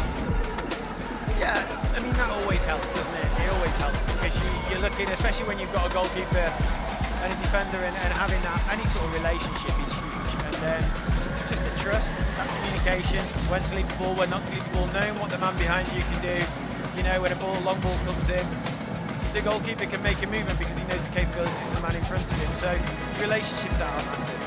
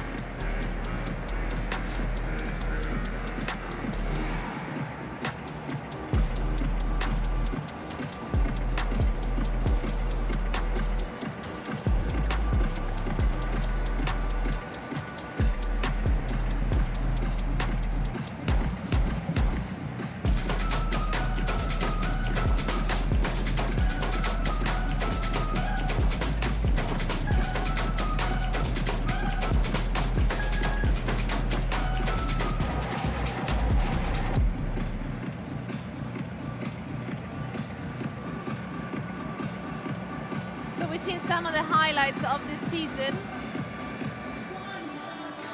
And some people were voting for the goals. Some people voted for Çalhanoğlu, the goal against Roma. What would you say your best goal was this season? For me, I agree. The Hakan goal against Roma was just unbelievable. I mean, he always scores some beautiful, beautiful strikes, but that for me was just incredible. I mean, the ferocity he hit that with, and the way that swerved past the goalkeeper was just unreal. So yeah, massive favourite of mine, that one. What about yourself? I think so too. I think I've always loved the goal from a distance, you know that. Yeah, definitely. So Chala is one of my top players to do that. And I think Zielinski as well has got one of those. That was good, that was good. Sucic as well has had a couple of them which have been good as well. We're looking at the lineup. Here we go. As you can see, we did say Darmian, Mkhitaryan, De Vrij and Acerbi amongst those that, you know, probably today they're going to have special day for them. Special feelings. Special feelings. Lautaro and Boni up front, Sommer on goal, and Diouf and Luis Enrique as well. I think we'll see a bit of a switch as well at half-time, probably there. So. Hellas Verona, here we go. Could be an opportunity as well, though. We can see that Hellas might put a few players out there that also, you know, they've had a very difficult season, but, you know, for them, there'll be some players leaving from Hellas as well. And I know, you know, what a way, you know, one of the last few games of the season at San Siro, if the Serie A doesn't probably get any better than that, and to say goodbye to the Serie A momentarily, let's say. Momentarily, and also as well, there'll be players that obviously when you go down to CB, you know, there's Lega B, sorry, there'll be players that have got to leave the club. There'll be opportunities for younger players as well who are going to have to fight through next season, which will be a challenging season. But it's like you say, it's a great experience for them today to be able to come out and show what they can do and to place themselves in that squad for next season.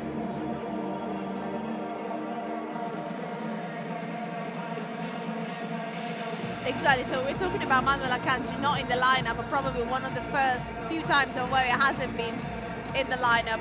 And we're talking about Piotr Zielinski, what a season he's had. I think that his first season was affected by injuries, small injuries, some annoying things that he kept coming up, recurring, and that was hard obviously to put behind and start getting in the right pace and start showing what he could do. And I think that this year has been a pivotal resource at the centre of the field, but not only that. Yeah, massively. I think that what he shows is a lot of power, but he's a lot of culture for me. With, you know, he's got that mix of physicality, but also a great ability to read the game. And again, we talked about Di Marco when he's learnt how to change the game himself, and sometimes it's dictating the tempo of the game, and that's what I like about him a lot. Sometimes when in the game you can get caught up in how the opponents want to play the game, but not this. We're not seeing him yet, but he's Fabio De Luigi. They're going to show him soon on the live show.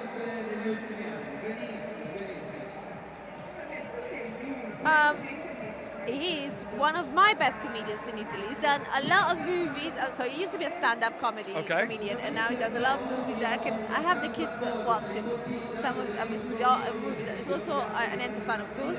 Obviously. But in his latest movies, basically his wife took off and he left him there with 3 kids to manage everything, with the school run, picking up the kids from football, and he ended up in a disaster with he turned up in a board of directors meeting with a tooth missing.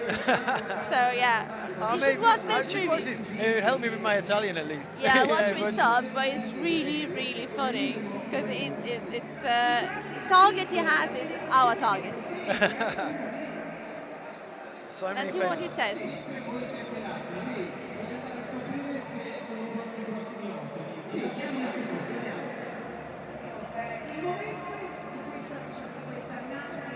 She's asking the moment that worked better for him. The win against Rome, Como, the last games, those games that were crucial for us. Those were the games where we kicked them in the ass, literally. That's what he says. Just translating. Yeah, the games against Como were crazy, weren't they? And one of the greatest memories you have with Inter, the Inter records, and then of course 79-80 with Evaristo Beccalossi, rest in peace of course.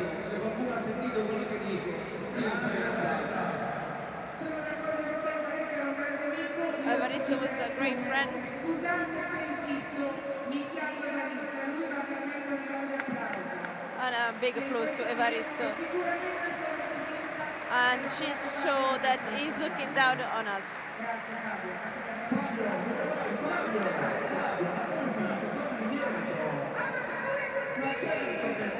Santini is also here. Big reunion from a very famous Italian Italian channel from comedy. They always talk a lot of rubbish, she says.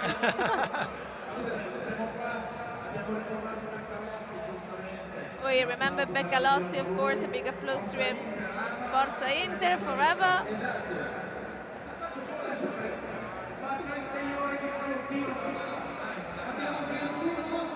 They have 21 guests, of course, so it's going to be quick, he's saying. Nicola Savino as well. I know you guys are not experts on Italian comedy. Some are.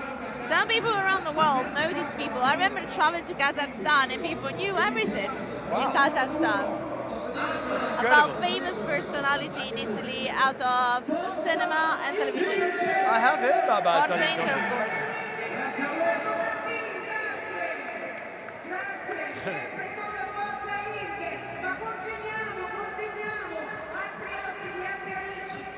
Let's go Fabio De Luigi and Marco Santini from the Jalapas band. Something that used to be started to be popular back when I was probably at secondary school. Okay. So that's how institutional it is. Yeah. And the youth. The emotions running through right now. So many fans. Such a day of celebrating. We're really happy to see these images right now. The images are great. We're so happy. Of course, that's Inter Verona today, with Inter Verona already down in Serie B. How does Inter get to this game? It's like every game. It's 11 versus 11. We have still to give our all. We have to do our best for the people who came here to watch us today.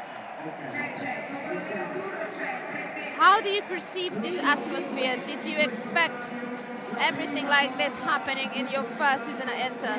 There's going to be the parade to the dome and you will be one of the protagonists. You don't really expect moments like this. I'm really happy. This is a dream come true. I'm really happy that this is happening to me right now.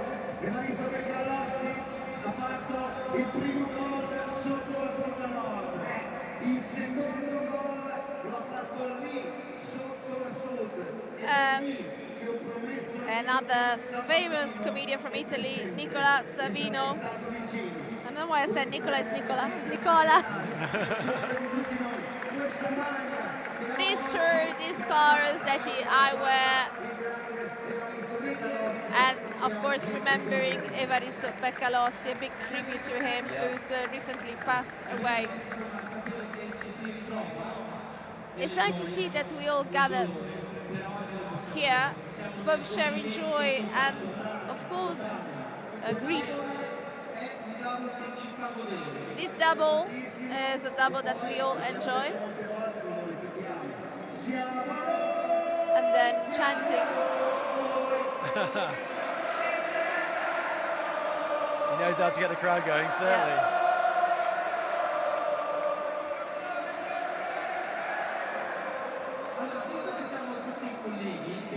Some good images there of San Siro as well. Piazza really filling up now as well.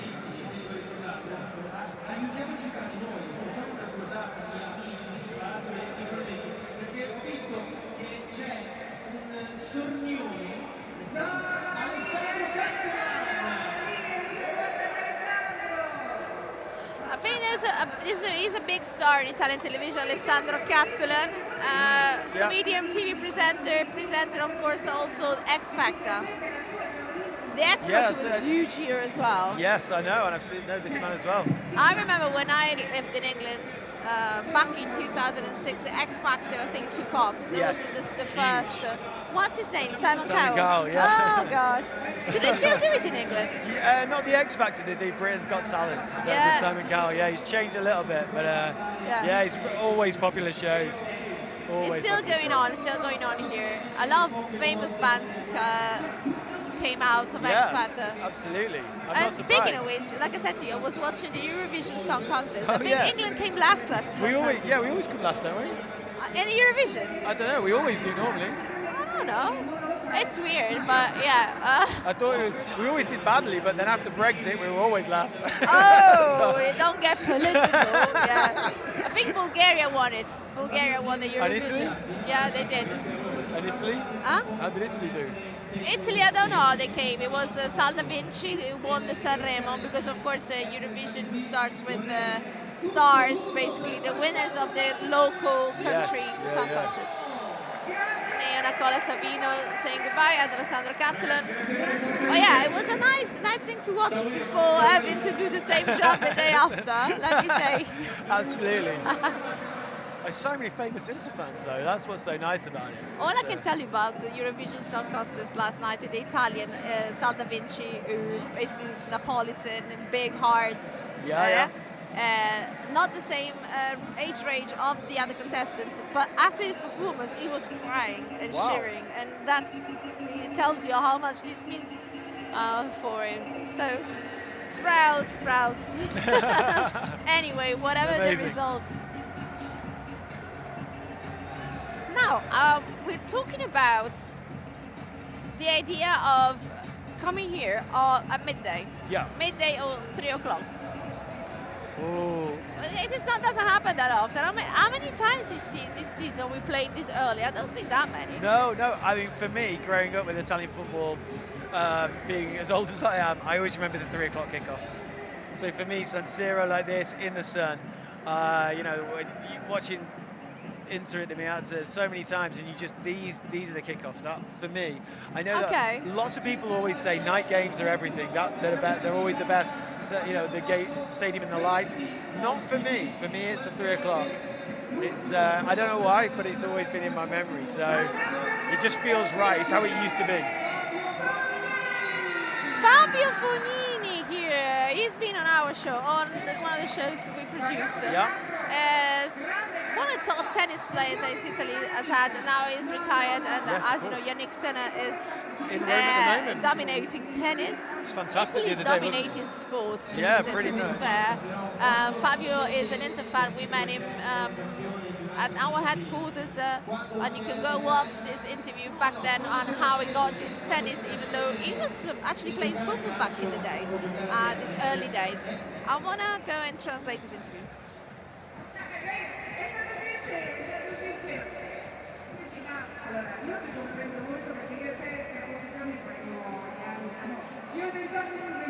Oh, she's celebrating her birthday on the 28th of May, and himself on the 24th. There we go. He said that he's watched Inter sometimes and they had to throw not tennis rackets, but something else. In Inter Juve, he was a bit mad, and because he's renowned for having this exuberant outburst where he argues with the umpire. That's what it's called in English. Absolutely. I was talking about him last night, actually. Because we were obviously with the ATP in Rome. Yeah. My wife's a big tennis fan, and we were watching Sinner, and I was saying this man as well. I used to love him. Yeah. Because it's just a bit more emotion. And always good fun to watch. Always good fun.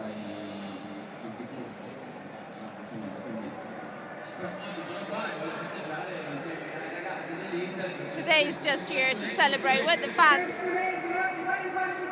Like I said, today is a day of celebrating rather than tension and focusing on the game. No, but it's also For nice. the fans, I mean. No, of course, but it's nice that when Diouf had the interview before, which he translated, when he was saying, listen, this is a game we still got to respect the fans and we've got to turn up today. It's 11 versus 11, it's still a game here. And that's the sort of attitude that I think that's carried us so well this season. Come lavora, no?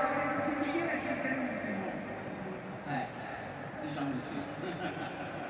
Grazie. Fabio Fognini here, a great champion who's gave his send-off to international tennis at the end of last season. So many sports personality we have in our portfolio of fans. Yep. And now we have also a lot of fans that want to give their voice. These fans come from Sardinia, around Sassari. They woke up at 4 a.m. to fly here from Olbia and to get here at 8:30 in Linate Airport. They are, of course, going to follow the parade of the bus. Best player for them. So, from Sardinia, Barella. Obviously. So if you're Italian, you don't support Italy, Oh. Italian players. You support the players that come from your area. village. So That's no where are you from, surprise. Preston? Well, near Preston, yeah. Okay, so well, have you got any players that have come from Preston in the world, in the world of football? not since about 1888. No, no one of any note. I do though, from our area. Yeah? Matteo Darmian. Damian. Di Gennaro. Oh, Yeah, okay. they're from my area. Yeah. Like 5 kilometers, even 2 kilometers from where I live. Yeah. The only person from my village is Mark Albrighton, who used to play at Leicester. There you go. That's so. No disrespect, Mark, but not on the same level as some of the others. But no, it's always the same in Italy. Follow the players from your area. I've just heard that It's before. true though. That's something Yeah. that can get the fans going. You know, it's Sardinia. You've been to Sardinia before. Yeah, many times. Yeah. I'm going there actually in what day is it? 17th of May. Yes, it is. Yes. Yeah, in 22 weeks I'm going to be taking some time off and going there. Actually around there in Alghero, which is not far from Alghero? yeah, Alghero. I know. I've been to. Yes, I love that. I was there a couple of years ago. Brilliant. Here we Oh, go. Here We're we go. The starting boys with are the here. warm-up.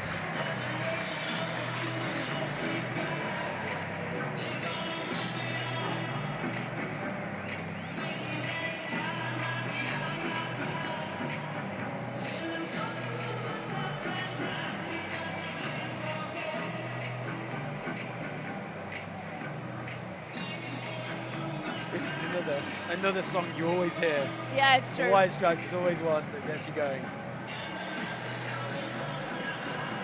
Of course, there's a game to play, and now we're getting to the part of the pre-match entertainment, which doesn't get. Its entertainment is going to go away, and they're going to focus. I think they still want to honor the competition and put down a good game in front of the fans. They're Yeah. probably going to enjoy scoring a few goals. Hopefully, yeah, definitely. I think that, like I said before, these players have worked exceptionally hard this season, and it is a bit of a time to relax, but they're still going to be focused. I think you can't just switch off like that. Like Diouf said before, there's a lot of people here. A lot of people, like the people we saw from Sardinia before, to people I've known from England and all over the place who've travelled today. And look, there's going to be an expectation that they want to do it for the fans today. Really give the party some impetus. So I'm looking forward to this one today because everyone can watch it with no pressure, and yeah, I think it's going to be an exciting one. It's exciting, and if you take a look back at the whole season, like I was saying before, the first 3 games we won against Torino. It was really early days. Remember, the league started really early last season, and then 2 defeats, and that included the game against Juventus. And probably people start to say, "Oh no, we told you that wasn't the right choice to get Kivu," and then something happened, something clicked, and they never stopped really. No, not at all. And again, we go back to that mentality, and it has been that never give up, and that's why I think they'll give the fans a good game today to go out with, in a sense, because you can't switch off that mentality. And you're right, that the start of the season was a little bit difficult, But now, you know, you're looking at it, and I mean, you couldn't get it much better. I mean, full house, beautiful conditions, great day, not too hot. Just got a comment on the pitch, by the way, of how good the pitch looks today. Well, we're gonna see a week into.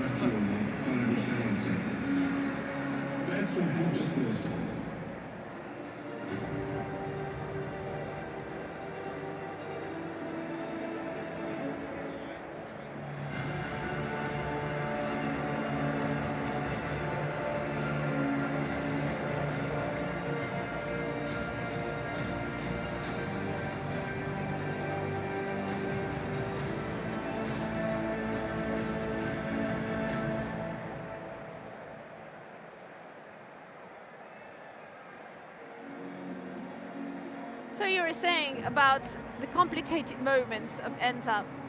Before the break, for example, we had the derby again, and then we had to go back and trying to pick ourselves up. And the break did bring a breath of fresh air again.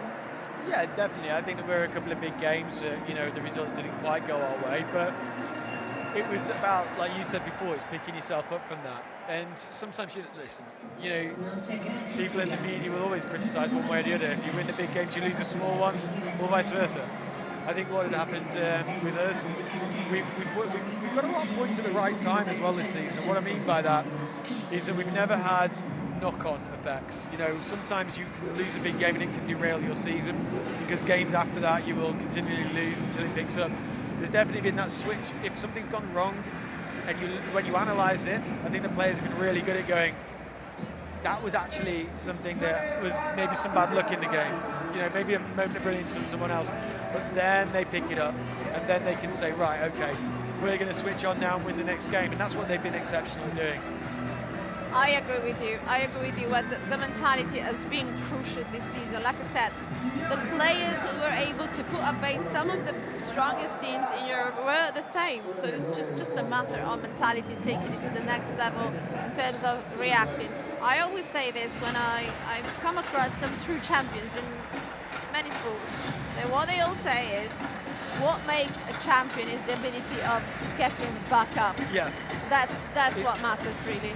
I just remember talking of great sportsmen. Roger Federer always was one who said, you know, it's that ability not to think about the game, but to think about the point. And if that point's gone, then it's the next point, it's the next point. And he's just always focusing on the short term, the next point. And it's like goalkeeping, you know, you make sure if you make a mistake, the next thing you do has to be the right thing. And that's very much been the mentality.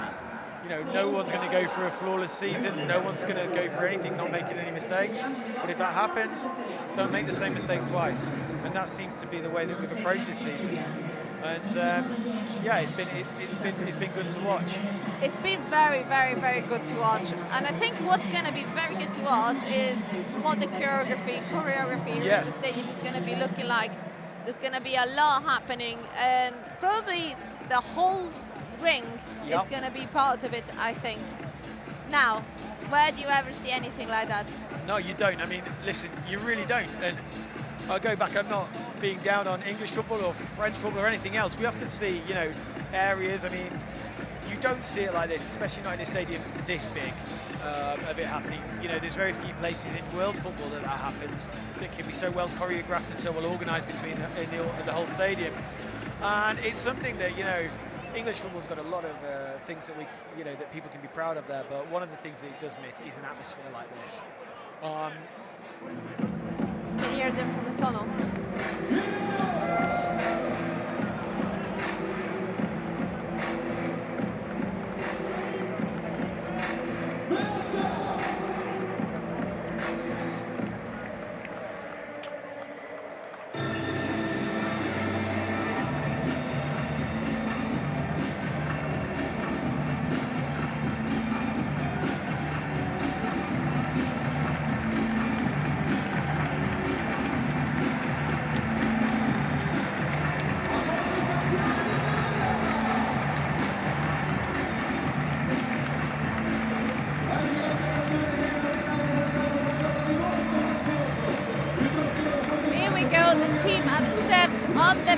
With the Coppa Italia, and we just want to enjoy this moment. I They deserve it. They deserve to be able to celebrate this with the fans. Obviously, this was something that was won well in Rome. And here on the pitch side, they have guests as well. Yeah, absolutely, absolutely. And it's an amazing thing. Cordoba is with us. Yes. Ivan won everything with his shirt. He's really happy to be here. These moments are amazing. It's the best thing in the world for a group that works so hard. These are the things that a player wants to have at the end of the season. Have you managed to follow this season? And what do you think about this team? Did you expect them to reach these 2 important goals? I think this team has always demonstrated to have character, strength. There was a very tough moment after the UCL final last year, but this journey they have been on has been amazing. They have demonstrated they know how to get back up out there. They've completed a fantastic season. I believe these are the basis for the club and the fans to think about a long-term project and to try and continue to pursue important goals.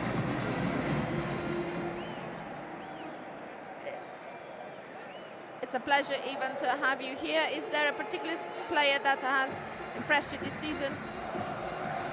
I think speaking about just one of them is not fair. It's reductive. It's been the whole team. I said it in the last days. I think that everyone thought they were protagonists. They were all ready to give their contribution when the coach asked.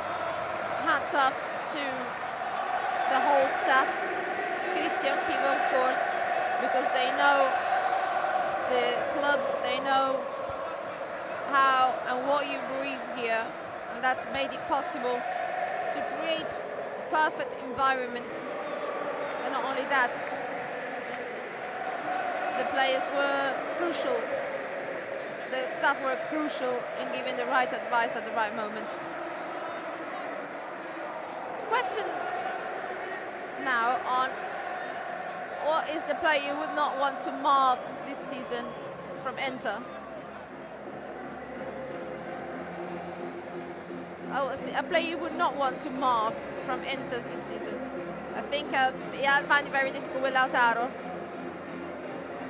Lautaro is one of those centre forwards who doesn't give you many bearings when you're marking somebody like him, who's not that tall and moves quite a lot on the pitch. He's very strong as well with his legs. He's very reactive. It's very hard to mark him. After a cross, he can do 5 different moves, so you have to be very careful.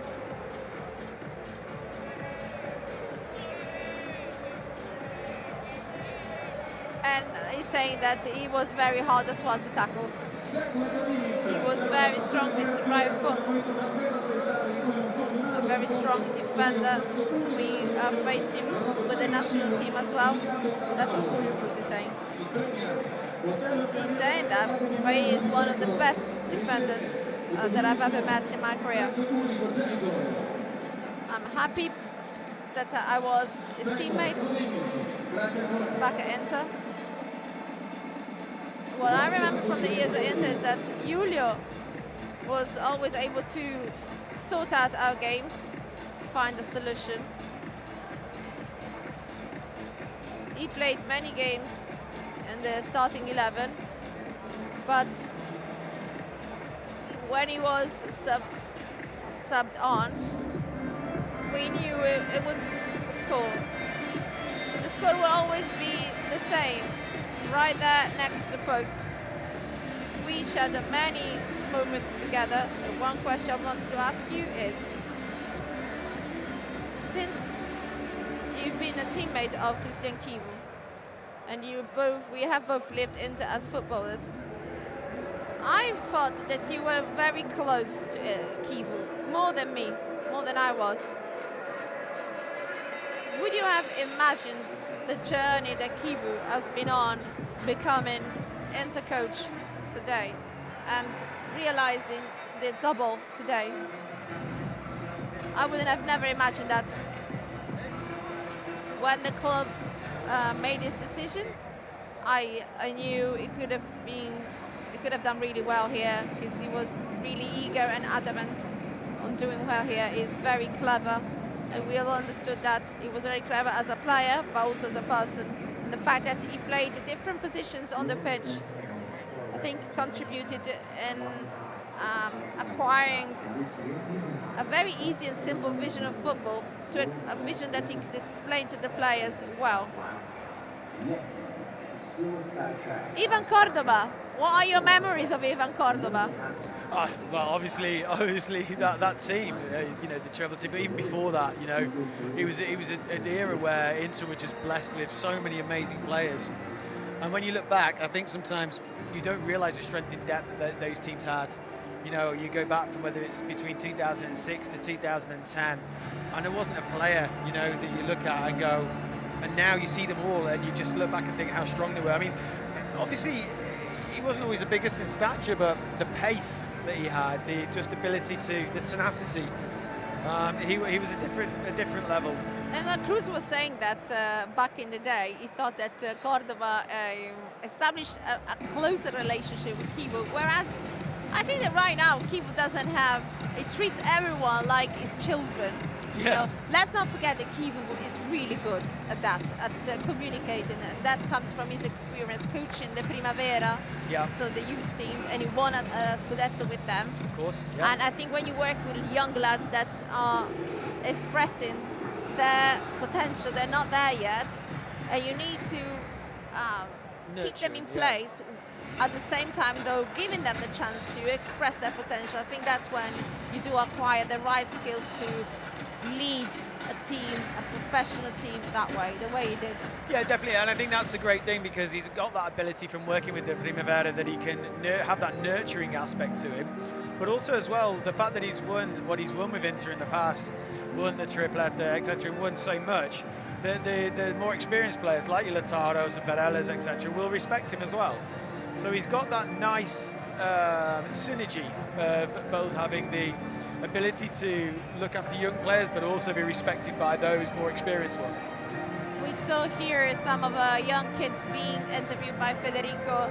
Back in the day, back when you were 7, 8 years old, who was your hero, football-wise? And I'm talking Inter, of course. Oh, really? Walter Zenga. Because you got this thing with goalkeepers. Yeah, so realistically, there was probably Lothar Matthäus and Walter Zenga.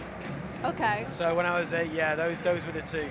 And then, of course, yeah, there was always a little later on, Nicola Berti was always something that just made me laugh. He was always a bit exciting, a bit different. But for me, it was the Trapattoni team that really was the one for me. Shows my age there, by the way. So, but yeah. Listen, I know your kid today is here. Yeah. What do you think? Has he got a hero? Jan Sommer. Jan Sommer. He's wearing a Jan Sommer top today. He's a goalkeeper for his team. So, yeah, he was asking me before if Jan Sommer would wave at him. I said he's probably a bit busy. Yeah, he is busy, but not that busy. Not that busy, hopefully, no. But even speaking of goalkeepers, I think this season we've seen the contribution, of course, of Pepe Martinez. He has had a very, very tough time. With the accident that happened, and it's not easy to go back out there, but he said that he wanted to go back on the pitch just to get his mind off of things. Yes. And that's basically what he managed to do. You know, football is a way of life. Yes. Football is what gets you going. And the best thing was that, to see him back, straight back on the pitch, and to be a valid contribution whenever he was needed. 1,000%, and it's not easy. I think people underestimate how hard it must be to be a backup goalkeeper. Because, you know, if you're not playing every single game, goalkeeping's about consistency. It's about having that ability to be sharp, and as much training as you can do doesn't prepare you for games. So to come in and play the Coppa Italia, I know he played the game, the crazy game, obviously against Como before. You know, it's having that ability to turn up and go, okay, I've got to now be on top level. And that's really difficult. It's really difficult, but he's done exceptionally well. And also because you are the expert of goalkeeping. I mean, goalkeeping is more down to mind rather than. I know it's both things, but I know when I'm there and I look at penalties, I'm like, I'm just to hide behind the goal at that point. I think the thing is with goalkeeping, like you say, it is a mental thing, and it's about, when we were talking before about that mentality of recovering from mistakes. Yeah. It's going to happen. It's a position that is not very thanked very much, and you know, everyone. It's like the old saying. I don't know if you have the saying in England, in Italy, the same thing, but in England they always say, if you're a forward, you can make 99 mistakes. True. Score one, you're a hero. In a goal, you make 99 saves.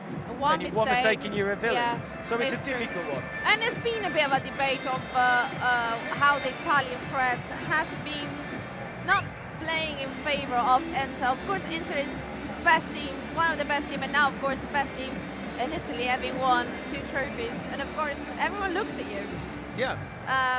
But there was a lot of negativity at the start, and of course, if Jan Sommer started off being criticised, and that's not easy. That's not easy to put it all behind when you're there on the pitch, trying to protect the goal. And that's massive, I think, on a mental side of things. Yeah, I think, you know, the outside noise of the press is one of those things where each individual player will deal with that in their own ways. And I think that, you know, as a goalkeeper, and this goes all the way through the pitch, you need to just concentrate on the training and what you're doing, and be very disciplined and just trust in the process, trust in what you're doing. And it gets to that Kaizen theory of those little things make a big difference. And yeah, in goals it is a huge thing. So I think he's done really well. I think as the season's come on, I mean, let's not forget how good a season he's had in the past. Yes, there was some criticism, but he's bounced back really well. And for me, you know, he's been fantastic. Listen, a hot topic that they're discussing as well, and that was mentioned during the year, was this idea of modern football. So Kivu is trying to freshen things up. And there's been a trend in Europe with the young coaches. You've seen Vincent Kompany, Akomo, Fabregas as well, and Christian Kivu. Young, same age as us, by the way. Yes, so young. Yeah. What is the difference? What do you think that this concept of modern football has translated into Inter? I think it's generational, really, because we've seen that modern. If you look even from the Italian game, you saw a big transition around about 2017 with coaches that were brought in, saw the game opening up a bit more. And I think that a lot of these players, like let's just use Fabregas as an example, you know, he's already been brought up on what we call modern football. You know, so long gone are the eras of Catenaccio and going back way back when, and you know, that transition's already happened. So these young coaches have already, they don't know what happened before. Whereas there is this isn't just in Italy, but in England as well, in Germany, there's sometimes a reliance on coaches who the game has passed them by. Right. You know, there's always criticism in the UK of people like David Moyes and Harry Redknapp who get brought back out. And in Italy, there are examples. And now I think that people are more willing to trust younger coaches with new ideas who understand the nutrition, who understand the way the game's I was evolved. asking to you before, what is the difference between the idea of a football manager and a football coach? It's a very British thing, very Premier League thing. So a coach is what you'd see in Italy in the sense of he's looking after literally coaching the players, training the players, and he has a team around them. And that team makes a lot of decisions. You have defensive coaches, etc., and he's part of a group. The manager traditionally is what you would say. You would look at someone like Alex Ferguson or Arsene Wenger in England, who had complete control of the club, control of transfers, control of who comes in and out, control of the nutrition, and it's almost like a complete overlord of the club. You don't get that now. Now we have sporting directors, etc. But that's the difference. So in England, the term manager's used. I suppose the best thing, maybe I'm getting this wrong, but it would be sort of Mr. There's Eddie Virus. It is. And I do love this man. Why do you love him so much? I just, obviously, for the podcast that I do, the intro track is Eddie Virus. Let me ask you, is it something that he made for you specifically? Oh yeah, of course, obviously. No, of course not. No. Okay. I just think, I've just got friends in high places. No. Yeah, here we go. Yeah, I just said, I'm doing this podcast, make me a track, and he was like, yeah, of course, Richard, no problems. No, unfortunately not. Let's not forget that Richard here has been producing your podcast for Inter this season. And also coming on the show with me, where we had several guests from former players to people who have come here to simply enjoy the atmosphere.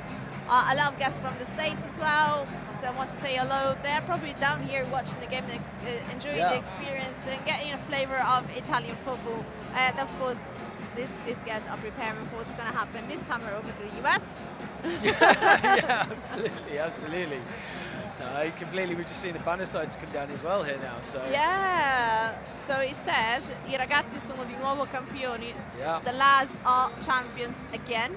Yes, again is the best word of that part now. I think this is just going to be the start of something that's going to go a lot further, a lot further. A lot further. I mean, it doesn't really get better than that when you started off and you were not expecting much, really. No, exactly. So I think it's best, I think that's the best way. Yeah, when you think, oh, this is so strong, we bought this and that, and so many teams in Europe that mentioned that huge expectations after the transfer season in the summer, and then ended up empty-handed. Yeah, even worse than empty-handed. Yeah. I think that's what makes it so nice, isn't it? Because if you look at a team, let's take I don't know, Bayern for instance. You look at them and that's just expected. Just an instance. Just expected. That's what you have to do. That's how it's going to go. And for us, like you said, maybe it wasn't as expected. And now to have this, and like you say, champions again. And the lads have done well. So it's amazing. And if they've from the expectations after, like you say, the first couple of games of the season, if anyone would have known where we'd be right now, we'd have taken it. Yeah, that's true. That's true. So how do you know Eddie Virus? Well, I listen to. I'm very. Well, not sad is the wrong word. But do you know him before you got this? Oh no, for the Intersong and then afterwards. Okay. So it went, yeah. So Intersong first. So. I'm just trying to understand what's happening on the pitch. There's Di Marco. They're shooting balls towards. What was Di Marco doing? I don't know then. What are they trying to do? Mkhitaryan just shot to the fans, correct? Yeah, he did. I think it was intentional. I think it was intentional as well. It was we're not quite sure. You can see it here now what they're trying to do. Whoa, there that's we go. flew off. Let's see who's next. No, he's trying. Maybe that wasn't intentional, but. Oh, here we go again. There we go again. Yeah, and the ball's coming back.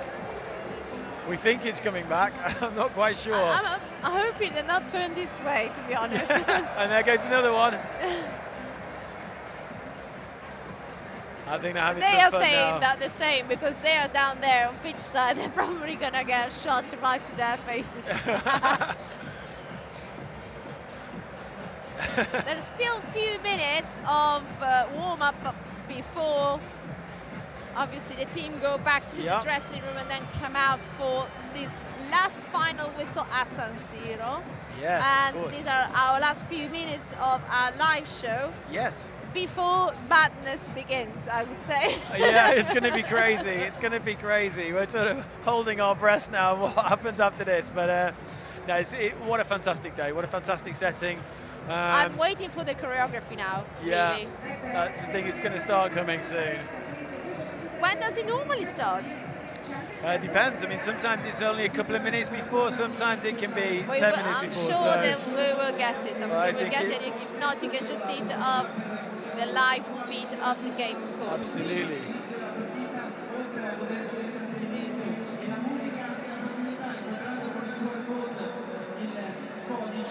La possibilità di aggiudicarsi come questi 4 fortunati tifosi nerazzurri quelli che sono le loro maglie e andiamo a scoprire insieme. Questa è la maglia di Lautaro Martinez che devo dire non poteva che essere miglior maglia per giocare in questo. The topics we are going through now, basically, again, the idea of the open wound that the final of the Champions League left, and it's still probably in the back of their heads every time they played in the Champions League this season. Because let's not forget, we had the League, the Coppa Italia, the Champions League, the Supercoppa. So every time they stepped on the pitch, we had the so-called 4 easy games, the first four games, and then, of course, when we faced those massive teams, we struggled, and then struggled even more against Bodo Glimt for a number of reasons. Yeah, absolutely. I think so. I think that, like you say, the wound of the Champions League does stay, because obviously the final wasn't ideal at all. And at the end of the day, I think that you've got to look at it and think, well, yeah, there's a lot of games in the season. We've tried to compete on all fronts.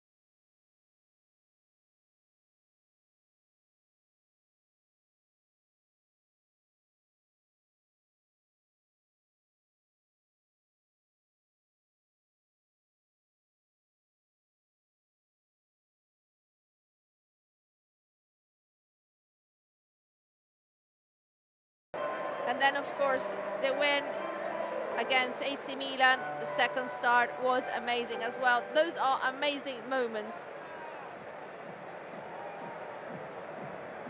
Fabio, today you're wearing a special outfit, the 21st title shirt. Is there a special moment that will be always in your memories? There have been some games that were crucial to the season for us, but I think that Inter, compared to the other teams, has been consistent. We've had some lows, of course, but I think they've always been compact and solid as a group, and I think that's been key in the whole season. We played so many games with the Champions League, Coppa Italia, and the league. It's been a very hard and demanding season, but Inter always demonstrated that it was the best team.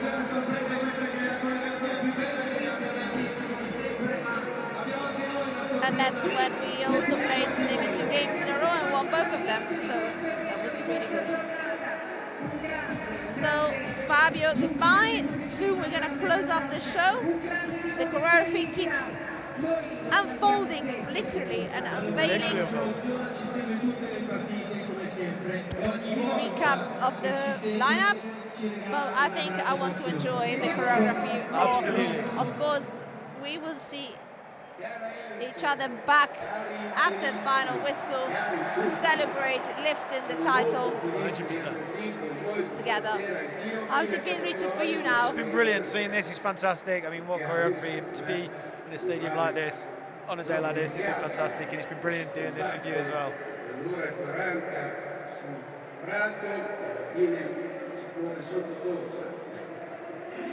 Sono molto contento di essere con voi questa sera per festeggiare questo 21esimo scudetto, lo scudetto più meritato, strameritato di Scandalo. È stato vissuto moltissimo e io sono felice di questo scudetto e soprattutto mi fa piacere anche essere stati un po'.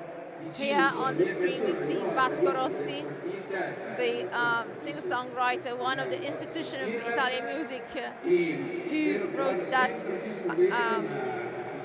song that we play every time. Every time. Every time. So let's celebrate and let's enjoy this last day and enjoy the song. Richard, 100%. see you back here later. I will see you back here later. Enjoy.